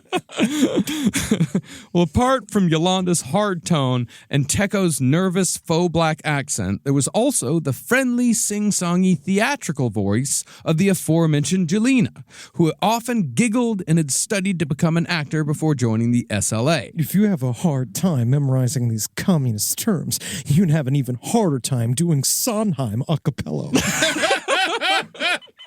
Because of her theater background, she'd make over-the-top, ridiculous disguises for the SLA to wear anytime they left the safe house using her professional makeup kit. Look, now I'm an old woman with a little bit of gray hair. Now I'm an old man with long, droopy balls. I attach to my labias. Ooh, now I'm a dog. A ruff, a bark, bark. One can Still be got anything. the balls, though. One can be anything if you're in the theater. Well, she'd previously been in a relationship with one of the SLA's arrested comrades, but now Jelena spent most of her nights sleeping with Sin. Patty also got to know the voice of Patricia Soltysik, who had legally changed her name to Ms. Moon, that's Mizmoon, White people. before adopting the so-called Swahili name of Zoya. Zoya was an ardent bisexual second-wave feminist who preached that women could be just as strong, macho, and violent as men were. She was the real frightening one. Yeah. As the lectures continued day and night, Patty also met Fahiza, the SLA's second-in-command, the one who worshipped Sin like a god. But unlike Teco, Fahiza actually sounded black, so Patty was surprised to later find out that Fahiza was actually a white woman from Orange County named Nancy. She was surprised that they were all white. It's just the truth. She was just like, wow. She was really surprised when she got a good look at everybody.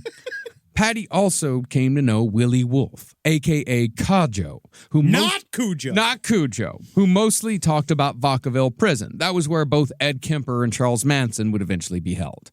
Since Vacaville is where the state sends prisoners with psychiatric issues, Patty assumed Kajo was himself mentally disturbed. No. You would be surprised how mentally well I could be. In reality, Kajo was just a big fat idiot who often ate so much he gave himself a tummy ache. Oh, no. So far, it's the only appealing character. Just wish, can't somebody stop me? Because it's going to get to the point where I'm going to be too big for the revolution. I mean, I literally did this yesterday. I'm too big for it. You know how many tunnels we got to go through with the little bamboo sticks we got to whittle? They'd actually have meetings where they're like, Kajo is eating too much. I don't know how to stop. I'm nervous. It's hard out here. It's a lot. We're in a war. Well, Patty later described him as an overgrown, awkward high school senior with short hair dyed a hideous red that didn't match his facial features at all. But since Kajo was big, he actually towered over Sin. And even though Kajo was soft-spoken and unimpressive in every way, Sin would still arch his back and try to appear taller when standing next to him. And then Always go shorter. Always go shorter. Because it shows you're more powerful. And then there was poor Camilla, the saddest member of the group that no one particularly liked. No. Is she the maid? No. They might have liked her if she did shit. What was her name? Gabby? Yeah, she Yeah, went by Gabby. Gabby. She was heavy-set, physically weak, and totally uncoordinated. She was also Zoya's ex-girlfriend and had a fantasy of one day organizing an army of homosexuals to violently rise up against the establishment. Now, Patty soon figured out that the reason why all 7 SLA members constantly lectured her was because no one else was listening to him. And in Patty's words, she was literally a captive audience. They got to the point where they were so excited just to talk to her because she was somebody new that they started opening up the closet just to be like, you need some air? Just so you know. So Mark's actually blah, blah, blah. And they would start talking more and more into their leftist, like, theology shit. But they'd open it just a crack. Like, they wouldn't open it up all the way. You know, there were times. Theory. You know, there were times where she just pretended to be asleep. Of course. But she actually did an extremely good job, which is, remember this, and this is a good lesson for our audience to hear. If you're dealing with an aggressive idiot, always say yes. Nod and move close to push away. Well, but in listening to them talk, Patty soon figured out that the only way out was through. She decided to humor them, listening to everything they said and doing whatever they asked, and she hoped that somehow, sometime, she would be rescued before they decided to kill her. Now, the exchange of Patty for their comrades in San Quentin soon became a secondary goal for the SLA. They decided that as a show of good faith, they would have Randy Hearst feed the poor. Just generally feed the poor. And if Sin found Hearst's action satisfactory, the SLA would make an actual ransom demand. Yeah, he wanted to see if he was good for it. Yeah. But unfortunately, he had a tacit misunderstanding of how money works in the country. Yep. Now, once they discussed what this gesture of good faith would be ad nauseum, as the SLA did with every single subject, they decided that the Hearst Corporation should give $70 worth of food to every poor person in the state of California. To sell the idea, Sin had Patty make her first of many recorded messages, urging her family to fully cooperate with the SLA. Joining Patty in the closet with a tape recorder, extensive notes, and a flashlight was Sin, who untied Patty's hands and handed her the microphone. Sin then told Patty what to say, then had her repeat it back to him in her own words while he recorded her voice. Then, after each point, he'd switch off the tape recorder so he could prepare her for the next point. He also would make her repeat things. He would say, do it again, take it back. Like, so she was heavily directed within her recording. What you're about to hear is some of the first words the world heard from Patty Hearst post-kidnapping, in which you could clearly hear the stops and starts. I'm with a combat unit that's armed with automatic weapons, and And there's also a medical team here. And Generous. there's no way that I will be released until they let me go. So it wouldn't do any good for somebody to come in here and try to get me out by force. These people aren't just a bunch of nuts. And they've been really honest with me, but they're perfectly willing to die for what they're doing. And I want to get out of here, but the only way I'm going to is if we do it their way. And I just hope that you'll do what they say, Dad, and just do it quickly. I've been stopping and starting this tape myself so that I can collect my thoughts. That's why there's so many stops in it. I'm not being forced to say any of this.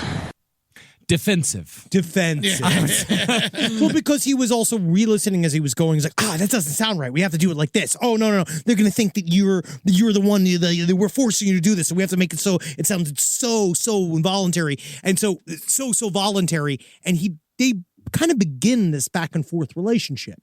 I actually feel like in that way, that's what he's starting to do, where he needs her to participate fully. Yeah. Because at this point in time, this is way in the beginning. They cannot afford to shoot her yet. No. How involved are the cops at this point? I mean, the FBI, we're going to get into that. That's how we're going to start episode 2. But Okay. the FBI, it gets involved like immediately. Yes. This is a massive operation. Now, Patty collapsed and started sobbing immediately after recording that message, which it's 12 minutes long altogether. We just listened to a minute of it. And that's when Sin crawled over and pinched her nipple and pinched her between her legs, heavily implying that if she didn't continue to cooperate, sexual violence would soon follow. Now, the tape was sent out along with a demand to feed the poor of California, but the authorities soon deduced that the SLA's ultimate goal was the exchange of their 2 comrades in San Quentin. Yeah, they came out and just said it in the newspaper. Like, they're obviously going to use Patty Hearst as a way to negotiate for the release of these 2 other people. Yeah. And Sin is immediately like, what the fuck? Who's talking? We gotta move. And once deduced, then Governor of California, Ronald Reagan, responded with his now famous quote. Well, you tell them they can forget it. Oh, I thought his quote was, "Where are my pants?" Funny stuff. It's Real an funny old, all right, stuff. just for those of you that don't know, that aren't 40 plus, Ronald Reagan was a controversial president back in the day. People seem to enjoy him, had Alzheimer's for the entire time of his presidency. Well, the last 2 years. That's enough. Yeah. But he wouldn't read any of his reports. He had to make videos of it and show it to him on television every day. He was an actor.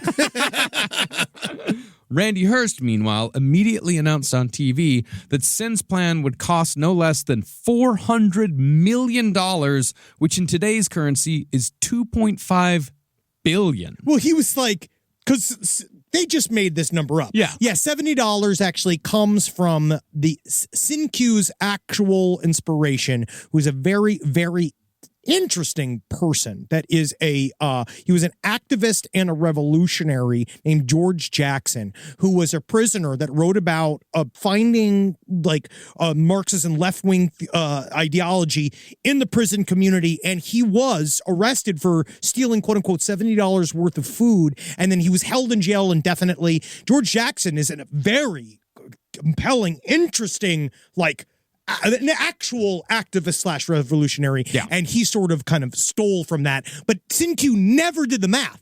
No. I mean, so there's 100 million people, like how many Well, he people in just said California? all the poor people in California. Yeah, and It's they're just- like, So Randy Hearst literally was did the math on television. He's like, that's like $1 billion. Yeah, because California by itself would be like the 5th biggest country in the world. And they could do it. They just weren't gonna. I don't think they couldn't have. I mean, if all that's the guys, 400, everybody, that's too much money. They didn't have that much if money. they all of them pulled their fucking money to give all That's of them. exactly what Sincu said. He's like, they could call their friends like the Shah of Iran. They didn't do it though. It's not In the end, they didn't do it. Not how it works. You can shit in one hand, you can call the Shah or Iran in the other and see which kid fills first. Well, Randy couldn't pay that because the fact was Randy actually had access to a relatively small amount of cash. See, the Hearst family's money was not liquid. They didn't have a Scrooge McDuck safe where Randy swam in gold coins. They should have, though, because that's cool. You know, but if you jumped in a pile of gold coins, you would kill yourself. Yeah, you just swim. You'd die immediately. You'd be dead, yeah, he'd have brain damage. Yeah. Yeah, Scrooge McDuck would literally be Harrison Ford from Regarding Henry. In fact, Randy actually had very little control over even the Hearst Corporation because when William Randolph Hearst died, he gave Randy and his brothers only 5 seats on the board out of 13, so they couldn't ruin Daddy's company. It's almost like there was only one smart one. It's almost like one super evil guy who realized, like, oh, you guys are going to fuck it all up. Yep. I got to bring in evil from outside. Sin, of course, had no idea how true wealth worked, where most of the money is tied up in stocks, real estate, and various other hidey holes. This is also the super rich can avoid paying taxes like the rest of the country. Also saw a fun little video that does remind me. It's like once money became not real, like once it became a place, it made much harder for, like back in the day, you know, when they wanted to take the Tsar of Russia's money, they just went and took it. Yeah, they took all its jewels and Yeah, gold. they took the stuff. Yeah. Where, like, there's no stuff. No. For this money. No. Like, this is a fantasy world. America, baby. Yeah. Like, it's literally fake. It's just numbers on a piece of paper. It's $1 million loan that a rich person takes out that they don't have to pay taxes on. It's awesome. Good for them. Well, eventually, Randy negotiated a food distribution program that would cost $2 million, estimating that the program could feed 100,000 people a month for a whole year. In addition, Randy hired an attorney to represent the 2 SLA members who were in San Quentin for the murder of Superintendent Marcus Foster. But none of this was satisfactory for Sin. Seems like a lot of good work. He did quite a bit of stuff. Yeah, it's possibly one of the largest, I think it is the largest food distribution program that has ever occurred in America, and that's including the Great Depression, like all the New Deal shit. And none of this was satisfactory for Sin. And Patty could sense that Sin really had no idea what he was doing. The SLA had begun with the idea of exchanging Patty for their comrades, but now all of a sudden they're coordinating food distribution programs that cost millions of dollars. And he had no idea what even the concept of millions of dollars was and how to move that around and what to do with it. And so it's this, the dog caught the car. Yes. Like most cult leaders, Sin was making it up as he went along. It also didn't help that the SLA was being criticized by radical organizations, black and white, for linking left-wing politics to the kidnapping of a teenager. Not to mention the murder of Marcus Foster, which everyone's still very pissed off about. As the days turned into weeks, Patty began to realize that the SLA were truly pathetic. Starting to switch. From her closet, she could hear their daily training, which was calisthenics in the morning and so-called military maneuvers in the afternoon. This is in an apartment. Remember that this is like literally, there are other apartments in here. Mm-hmm. And the SLA is one of them. They're doing up downs and shit. Yes. That is like all, that is not an exaggeration. No, it's exactly what they're doing. And these maneuvers, which all had to happen within the confines of a small apartment, involved the 7 members of the SLA scurrying about the room, diving to the floor, and actually going pew, pew, pew, pew, bang, bang, bang. Gotcha, pig. Pew, pew, pew, pew. Take that, pig. You see, the thing is, then I would all be like, but then someone has to role play as the pigs, right? And go like, yeah, I'm the cops. And they're all like, I got you, pig. And then Jillian is like, what if I play Queen Elizabeth? And they're all like, wait a second, Jillian. All right, this isn't acting 101 anymore. But we need to kill that pig too. Yeah, let's get her. In other words, Patty Hearst began to realize they were delusional. These delusions, of course, were only fed by the media, because while the story had not yet reached its height, this still wasn't the biggest story yet, it was still massive news. Yes. Sniffing their own farts as much as they could, SLA members would spend their days listening to the radio or watching TV, flipping through the channels continuously until they found someone talking about them or the kidnapping. But then they talk a bunch of shit. Yeah. Right, yeah, they'd be like, yeah, well, that's what they're getting that wrong. And they don't know what they're talking about, man. Meanwhile, like, it's just It's just they're doing it for attention. Yeah, but after getting to know the SLA, Patty realized that they were only going to keep moving the goalposts, and any fantasy she might have had about being rescued, set free, or even killed were a waste of energy. And so Patty decided she would not think about the future at all. Instead, she would concentrate on staying alive one day at a time. And we can all learn from that. That's right. Now, even though Patty's mind was strong, her physical state was starting to deteriorate because she'd been kept blindfolded for weeks on end in a 6-foot by 2-foot closet without exercise. The SLA, of course, would never admit that this was indeed torture, and it's fucking sickening that the CNN series never even approaches this subject while talking extensively to Tekko, who pretty much drives the narrative of that entire series. It is seriously so fucking bad. It's kind of like wildly irresponsible now after reading all of the other stuff that I've read. Because I just actually was so confused by their tone. Yeah. Like it's literally like they're mad at Patty Hearst. Yes. But once Patty's health began to seriously deteriorate, the SLA at first just made fun of her for being a bourgeois weakling, or bougie in today's parlance. But pretty soon, they realized that if Patty didn't get some exercise, she might die. So several times a day, they began guiding her around the room outside the closet. When she got a little stronger, they had her do jumping jacks and knee bends, all while blindfolded. But after just a few days, they either lost interest or just plain forgot to do it, and Patty remained in the closet. Now, Patty knew she had to get out of there somehow. She just had to not even get away from the clutches of the SLA. She just had to get out of the closet. She was going to die. Yeah. Well, you know what it is, too? It wears on you. This is what they talk about. This is why torture is illegal, is that at this point, she'll do anything to get out of the first level of her situation. Like there's no even thought about escape, because it's just how in the living fuck do I just get out of this closet? Yeah. Because eventually, I think in the back of your head, this is not a permanent situation. Yeah. And the longer I'm in this small room, the longer it's more difficult for me to leave this room. The more I become a liability to the people outside of this room. The more and more they got to shuffle me around and no one's responding, or the things are not working out. Like the more and more my position becomes more fragile in this place. And once you thought of as just something in the closet, you're not thought of as a human anymore. Exactly. And they already started off not thinking of her as human. Yes. Yeah. And so, but the thing was that the SLA was just as paranoid as you'd expect. So getting out of the closet was going to be difficult. They spoke in whispers because Sin was convinced the FBI had super listening devices. And when the SLA had meetings, they always turned the TV around because they believed the FBI could spy into their house through the TV screen. I know Milton Berle's looking. I know he is. I mean, nowadays, both of these things are very possible. Oh, yeah. Oh, yeah, they're hearing it. Oh, yeah. No, the government can listen to you through your TV controller. Very, very easy. Yeah. They can see you from space. Just ask Jeffrey Tubin. Wow. But he did it himself. He did it to his own self. But back then, of course, this was moronic, when TVs were made of gigantic tubes and glass and wood. But to further demonstrate the paranoia, the SLA started getting worried a few weeks in that their neighbors were going to catch on that they were a dangerous group of revolutionaries. Guys, we got to do something. We got to do like a bake sale. We got to do like a garage sale or something. We got to put on a play. Yes. That's the best sing cue. With us all together, I think we have just the perfect amount to do. Merrily we roll along.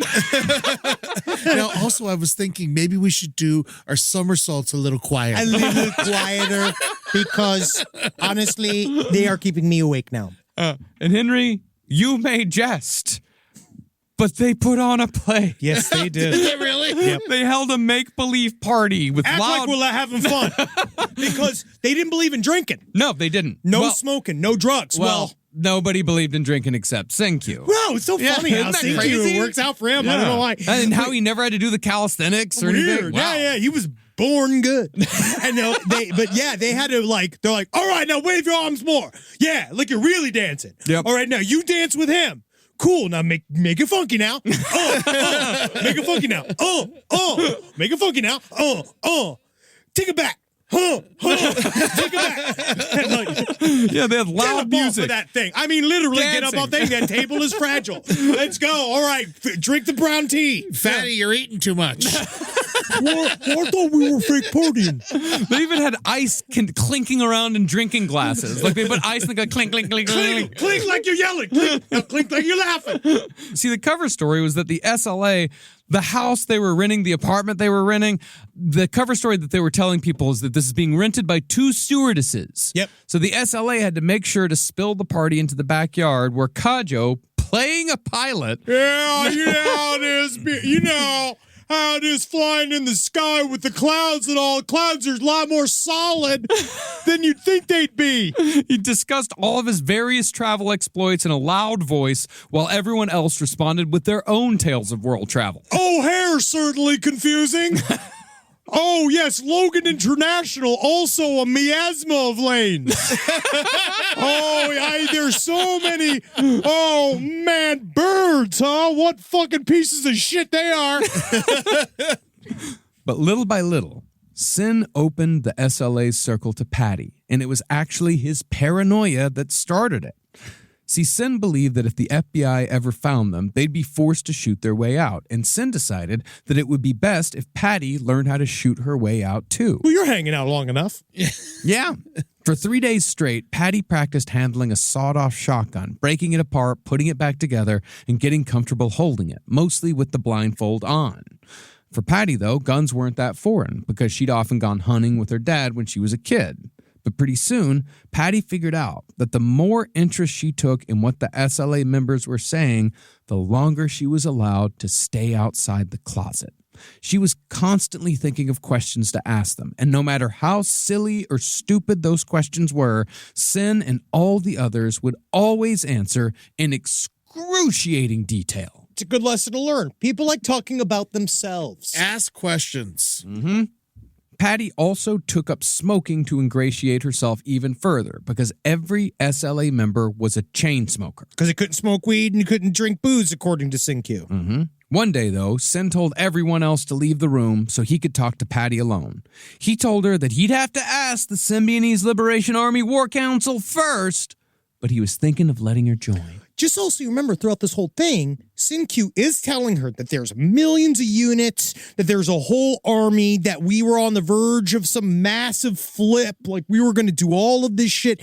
And so she's listening and talk about this. It sounds completely outlandish, but she doesn't know. No. Yeah. You know, like she has no idea whether or not there actually is a sea of terrorists or not, but it sounds really legit at the very time. And then, but I think there's a little bit of like you guys let me in real fast. Yeah. Well, in Sin's words, Patty was like the pet chicken people have on the farm. When it comes time to kill it for Sunday dinner, no one really wants to do it. He said this to her. Yes. So, like in other revolutionary movements, when an enemy soldier is captured, Patty was given a choice.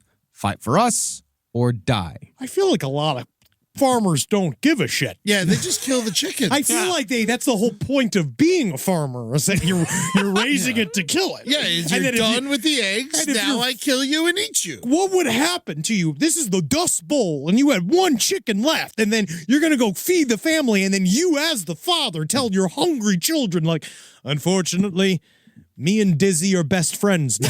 You know what I mean? Like, no, you're going to eat the chicken. But before Patty was let into the SLA officially, she had to endure a horrible ordeal twice over. One night, Jelena whispered in Patty's ear that Kajo wanted to, quote, get it on with her, because everyone was feeling much more comradely towards her since she first arrived. That was their word, comradely. See, Jelena explained that as a part of Patty's education, she needed to learn what it's like to live in an underground cell in every way. It's a whole lifestyle, girlfriend. Yeah. But the SLA, free sex was a principle of the cell, because underground revolutionaries, they couldn't very well go out into the street and pick someone up in the usual way. And it's not because we're not charming. It's not because we're not incredible, amazing, romantic revolutionaries. That's for certain, and attractive and ready to fuck. Certainly not that at all. No. Everybody wants us. It's so hard to choose the date. So everyone in the cell had to take care of the needs of everyone else. And while no one was forced to have sex, or so Jelena said, it was very comradely to always say yes if asked. It's almost sort of like it's like forced. Yes, it's- by the group. Yeah. Immediately after Jelena explained this, Kajo entered the closet, raped Patty, and left. 3 days later, Sin did the same thing. Now, while Patty was just trying to survive the fucking closet, much less everything that came after, her father was looking for help to organize Sin's unrealistic demand that the Hearst family personally feed every poor person in California. I have very little nice to say about any other member of the Hearst family. They all don't need to be around. But he did try his best. Randy tried really fucking hard. He did try to find her. Very, very badly. But it's like, that's what we kind of said. This story would be very different if this was the story of a young woman that was kidnapped for a month and then a very powerful family sent in a band of mercenaries to kill them all one by one, right? Like, this would be a very different story. He did try to work his way around this. And weirdly, in a way, he learned a lot about people. Like Randy Hearst had to talk to poor people for the first time in his life. And it really was it sounds like it was kind of an educational experience for him. Now, the SLA, I'm sorry if this is a little off topic. Did they have jobs? Where did they get money? My friend. We'll talk about it later. Okay. Now, since this was San Francisco in 1974 and the operation involved the underprivileged class, who else should pop up their head offering help but the Reverend Jim Jones? Oh. Yeah. 6 years before Guyana. Would you like a drink? His offer was politely declined, but incredibly, this will not be the last we'll hear from Jim Jones in this series. Yeah, dude, everybody's hanging out in this time period. Yeah, it's like wild. they're all there, dude. Yeah. Like L. Ron Hubbard's in town. Yeah, like he's literally in San Luis Obispo. Yeah. So he's like right down the street.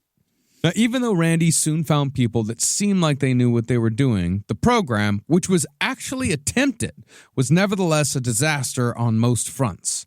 Millions of dollars worth of food was distributed at points in San Francisco, Richmond, East Palo Alto, and Oakland. It actually happened. Yeah, and on the day of distribution, thousands of people lined up for food. But while it went okay at best in the first 3 cities, riots broke out in Oakland, 21 people ended up in the hospital, and 1 woman lost an eye. She ended up suing both the Hearst family and the city of Oakland for $1 million. Good for her. Soon after, Hearst publicly communicated to the SLA that he could not contribute any more money to the food distribution program. So in response, the SLA left a package behind a toilet in a popular San Francisco restaurant. Inside the package was another tape, this one recorded by Jelena and Patty. Now, Jelena was not one of the SLA members who spoke with a faux black accent, but she did speak with one on this tape, possibly because Sin was starting to feel insecure that there were no black people in his black liberation movement. Do you think that he would just straight up say, like, you need to sound blacker? I think so. Wow. I think on this one, because, I mean, why No else? one's ever asked that of me. Because why else would Jelena use it? You know, like... To feel cool. yeah. I think that they all are also like, that's... Or disguise her voice. Yeah, but they're posers. These guys are... They are posers. Legitimately... These people are the definition of posers. They are... You know what a good word for them is? Dips. Yeah. That is a good word for These them. guys they're not good at any of this. Yeah. And I feel like a lot of it was just to kind of like make Sin Q smile. Yeah. But after Jelena said her piece demanding that the SLA be allowed to communicate with their comrades in prison live on national television, she handed the microphone to Patty, whose frequent conversations with SLA members had somewhat changed the tone of her voice. In this communique, which was typed and written for her to read, Patty said that she no longer feared the SLA because they were not the ones who wanted her to die. She realized now, it was written, that it was actually the FBI who wanted to murder her. She also said that she'd been issued a 12-gauge shotgun to protect herself, which did not sound good. Now, Patty's tone and the content of the speech, This was the first time that public opinion started to turn against Patty Hearst, and it seemed like there were very few people willing to speculate that she might just be going along to get along. I think there's a couple factors here. I think one is she had learned to talk the talk of the SLA within the SLA in order to, according to her, further ingratiate herself to the crew, which makes just to total stay sense. out of the closet. Absolutely. And then what you're talking, like, legitimately, these guys, like, unfortunately, I'm not. It's like it's why some of this, the political stuff is a little hard to understand. Is that it's a language. It's a language, and there's a glossary of terms, and so she started inhabiting the terms, and so I think And there's the patter, too. and the patter, and so I think that the second option is also like they're looking at her being like, oh, wow, how would she even get to know all of this if she didn't want to be a part of it? Like, there's no way this little girl would be clever enough to fake this. She has to be an utter revolutionary now, even though it's been a couple weeks. It's a couple weeks. Yes. That's what I was about to ask. Or she has to be brainwashed. Brainwashed is the big term. Yeah, that's the big term here. Yeah, but no one's entertaining, like, maybe she's clever enough to fake it. Maybe she's Also, lying. she was kidnapped. Yeah. You know, like even if she did go to the other side, you still have to save her. We're going to come against this. We're going to come against this time and time again, but it's got to do with her last name. Yep. And this was, after all, 1974. And the elder generation, after the tumult of the 60s, had come to see the youth of America as dangerous and unpredictable. To the establishment, it wasn't unthinkable that a young woman, even a Hearst, Almost especially a Hearst. Yep, could very easily be turned into a violent Marxist in just a month. But as Patty put it, she was ready to do or say anything the SLA asked, however they wanted it said, because her life was firmly in their hands. And yeah, it was a month at this point. It wasn't a month. Yeah, it was a month. Still. Yeah. Now, on March 21st, Patty was told that their safe house was getting hot. So the SLA moved Patty to a new location in a plastic garbage can with 2 holes cut in the top that they tossed in the trunk of the car. Yeah, they put her in a garbage can. That's how they tried. That's how they brought her back and forth. Mm-hmm. Oh my God! You know they were just getting evicted. Yeah. Hey, listen, no, we heard you having that fake party last night. We're actually we just hate you. The whole building hates you. Everybody else just hates you. Have a real party, okay? As they left, Zoya told Patty that if she let out a single sound, she was going to fill the garbage can full of holes with her machine gun. So Patty did as she was told, spending 45 minutes silently banging around in the trunk of an SLA car. Once they got to the new safe house, Jelena, usually the friendly one, made fun of Patty for how docile she'd been, saying that they could have taken her out into the woods to shoot her, and Patty wouldn't have known the difference. And you're like, yeah. Yeah, exactly. Yeah. It's kind of an issue here. Well, because it's funny, because like someone like her, this shows this sort of like double layer of I am a revolutionary and I'm an actual child that just barely got out of college. And this is a fun adventure for me. Like, I believe that people like about Jelena. like Jelena? Yeah, Jelena looks at this as like, she even believe she think that we would take her out to a field and shoot her in the head. Meanwhile, like, you have a submachine gun. Yeah. And you put her in a garbage bag and you've been telling her you were going to shoot her in the head. She's also been raped twice. And now we're all going to act like, Patty, you're crazy. Patty, so dramatic. Well, much to Patty's horror, when she was brought inside the new safe house, she found that her new closet was a pantry. It was only about 2 feet deep. The door, however, didn't close, which meant Patty could see what was happening outside at night. That's when she discovered that she was guarded at all times by 2 heavily armed SLA members. In that moment, she realized that a simple escape in the middle of the night was nothing but another fantasy she had to disabuse. Now, after a few days in the new safe house, Sin approached Patty again about joining the SLA. And without hesitation, Patty told him that she wanted to join and fight for the people, knowing now that joining was the only way to survive. Wow.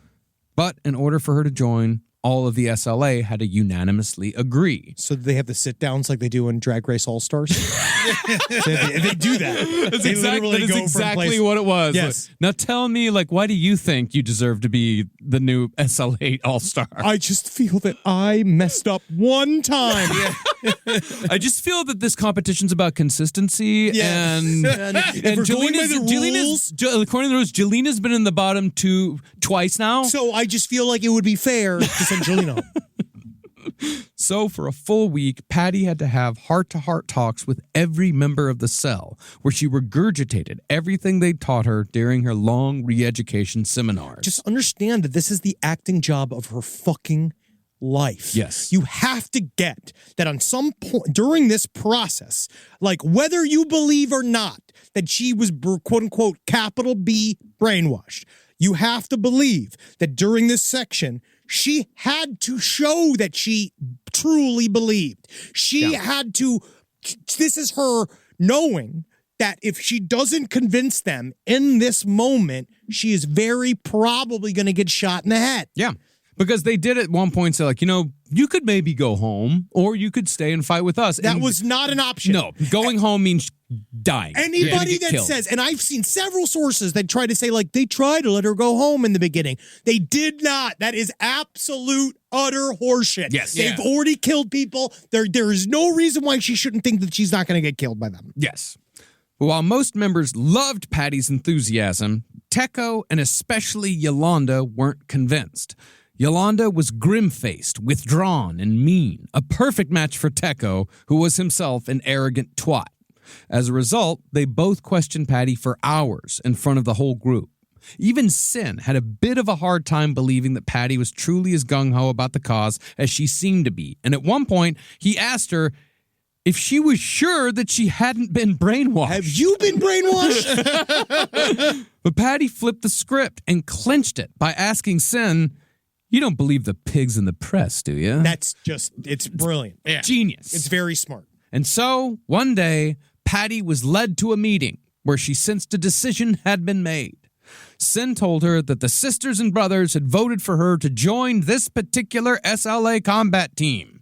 Sin declared that she was now a guerrilla fighter and soldier in the Symbionese Liberation Army. Wow! And that's when Patty took off her blindfold and got a good look at her revolutionaries for the first time since the night of her kidnapping. She thought, remember, that most of these people were black people, a part of this black liberation movement. Yes. And she thought that they would all be these sexy, dangerous looking, Commanding commandos. people, big, strong. Yes. I'd be so fucking mad.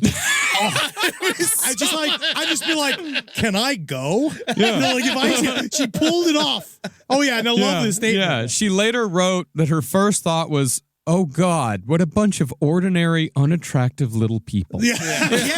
Just like, oh no, it's the C team. Because then she realized, like, oh shit, you're a bunch of children. Yeah. But of course she didn't say this. Instead, the first thing she said was like, "Oh my God, you're all so attractive." Yeah, right? Yeah. She then had to identify each SLA member by their voice, and members were delighted when she was able to name all of them in turn. Yeah, that's reacting. Who's she? Which one's she? Yeah, Let me do the impersonation. Hey, how you doing? Which one's she? And they reacted as if they were celebrities being recognized by a fan. Me, that is so me. That's so what I sound like. It sounds like just like me. No awareness that that's how they were going to get sent to prison. Yes. Yeah, like that it's been logged. Now, just like everyone else in the SLA, Patty Hearst needed a new name, but she was not given a Swahili name. Instead, she was given the name of one of Che Guevara's guerrilla fighters, which really burned Yolanda's ass. Oh, yeah. But nevertheless, from that day forward, Patty Hearst was known as Tanya to the rest of the SLA. Tanya, the fierce. Tanya, the unredeemable. Tanya, the Tucker. Yeah. Well, Tanya, you know that Tanya is the name of Che Guevara's girlfriend? Yeah.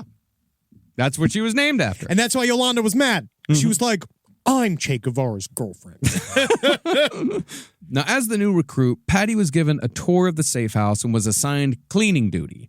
See, contrary to what you might think, each member of the SLA was expected to be clean and they were expected to appear impressive at all times. Sin didn't even approve of blue jeans because he said black people don't wear jeans, and such clothes didn't instill the respect the SLA needed from the people. Sin, we're not black. But maybe one day, it'll all be different. You mean I'm going to stay this color?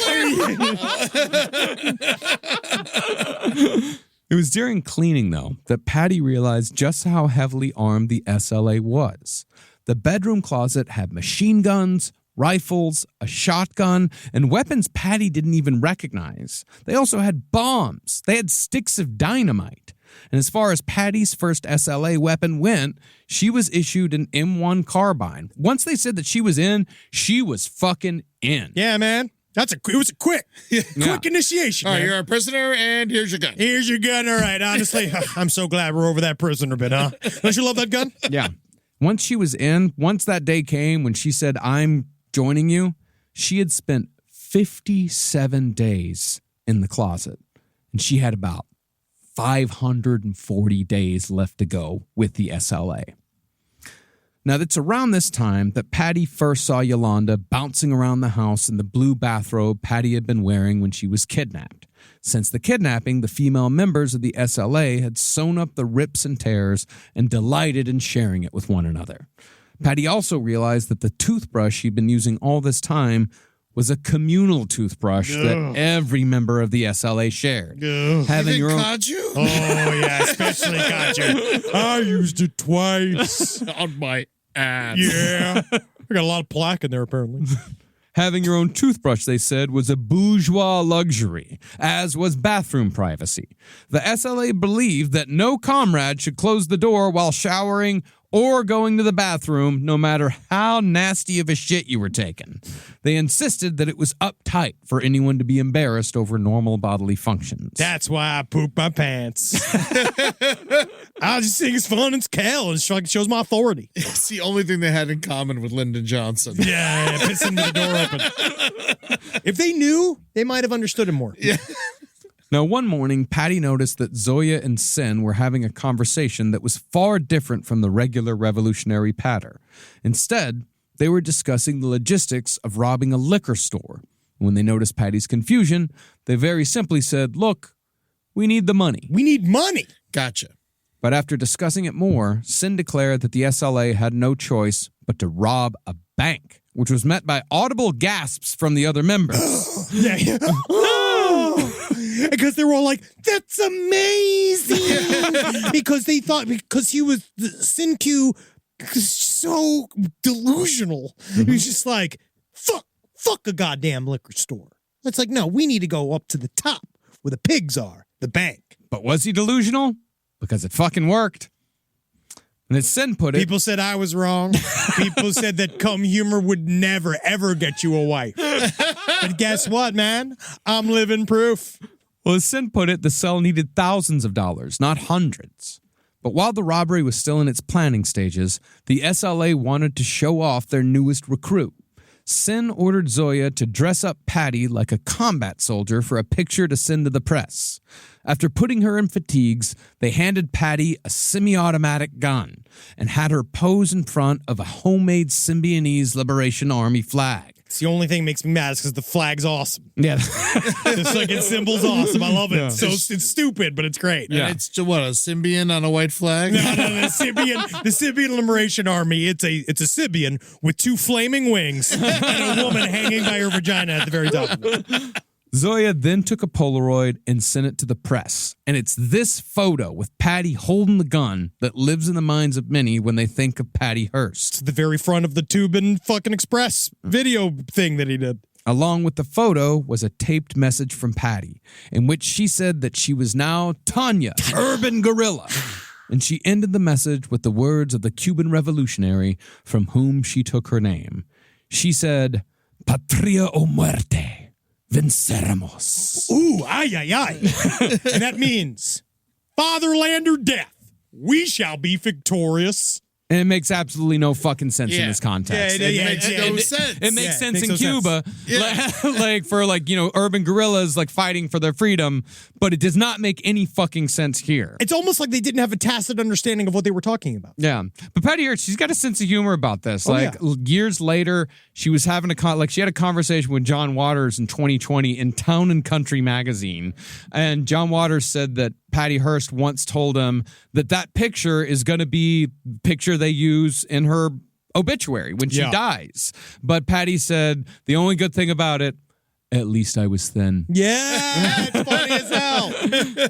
But either way, it's with Patty's further involvement with the SLA and the bank robbery that made this the biggest crime story of the decade that we'll return next week with Patty Hearst Part 2. Damn. Wow. There's a lot of shit here, dude. Yeah, full story. We're going to get into the full story of the SLA, their full history, and shit, man, what comes after the bank robbery is just fucking insane. It's just as crazy. There's a whole third act to the story. That's what made this kind of longer. Yeah. Was because there's a third act to this that I did not know even existed. And it's great. It's great. And if you don't like it, I don't know what to tell you. I don't know what fucking tell you, babe, but we're having fun. Come down to patreon.com/lastpodcast on the left. You can watch us flop around and we can yell at your eyeballs. Yeah, Henry stands up occasionally. It's incredible what I do. You have no idea what happens here. TikTok at LP on the left. You can go all the stupid socials. And be sure to check us out at LPN TV. That's twitch.tv/LPN TV for all of our streams. And you can check out our YouTube channel for all of the streams after they air. And you can also come see us on tour. Go to lastpodcastontheleft.com and click shows to see all of the live dates that we have coming up. We got Washington, D.C. coming July up 13th. real fucking soon. Yeah. July 13th. We also got shows coming up in Los Angeles and Brooklyn and at the King's Theater. And of course, we're also coming to London and Reykjavik, as well as many dates in Australia. We cannot wait, and we shall see you there. Hail, sweet Satan. Again. Hail Randy Newman. Yeah, well, that's fine. Yeah, it is fine. Yeah. All right? He's fine. He's great. I think that he's fine. He's fine. Yeah, he's fine. He's a composer. I just think, again, Yeah, watch out, Henry. You'll get fucking dragged through the mud now for calling somebody fine. I'm fine Because with apparently it's not okay to say that a band is fine. I think Randy Newman is fine. But you know why? It's Really? Because you want to fuck him and he looks.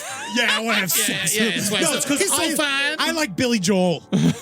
All right? You can like both. No, I will not. And if you tell me if you like my context you're with wrong. each other. You're wrong. This show is made possible by listeners like you. Thanks to our ad sponsors, you can support our shows by supporting them.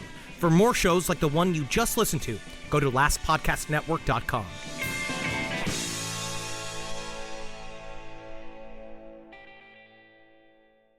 Wendy's believes summer should be more fun and less expensive, which is why, for a limited time, they're making their small classic Frosty just $1.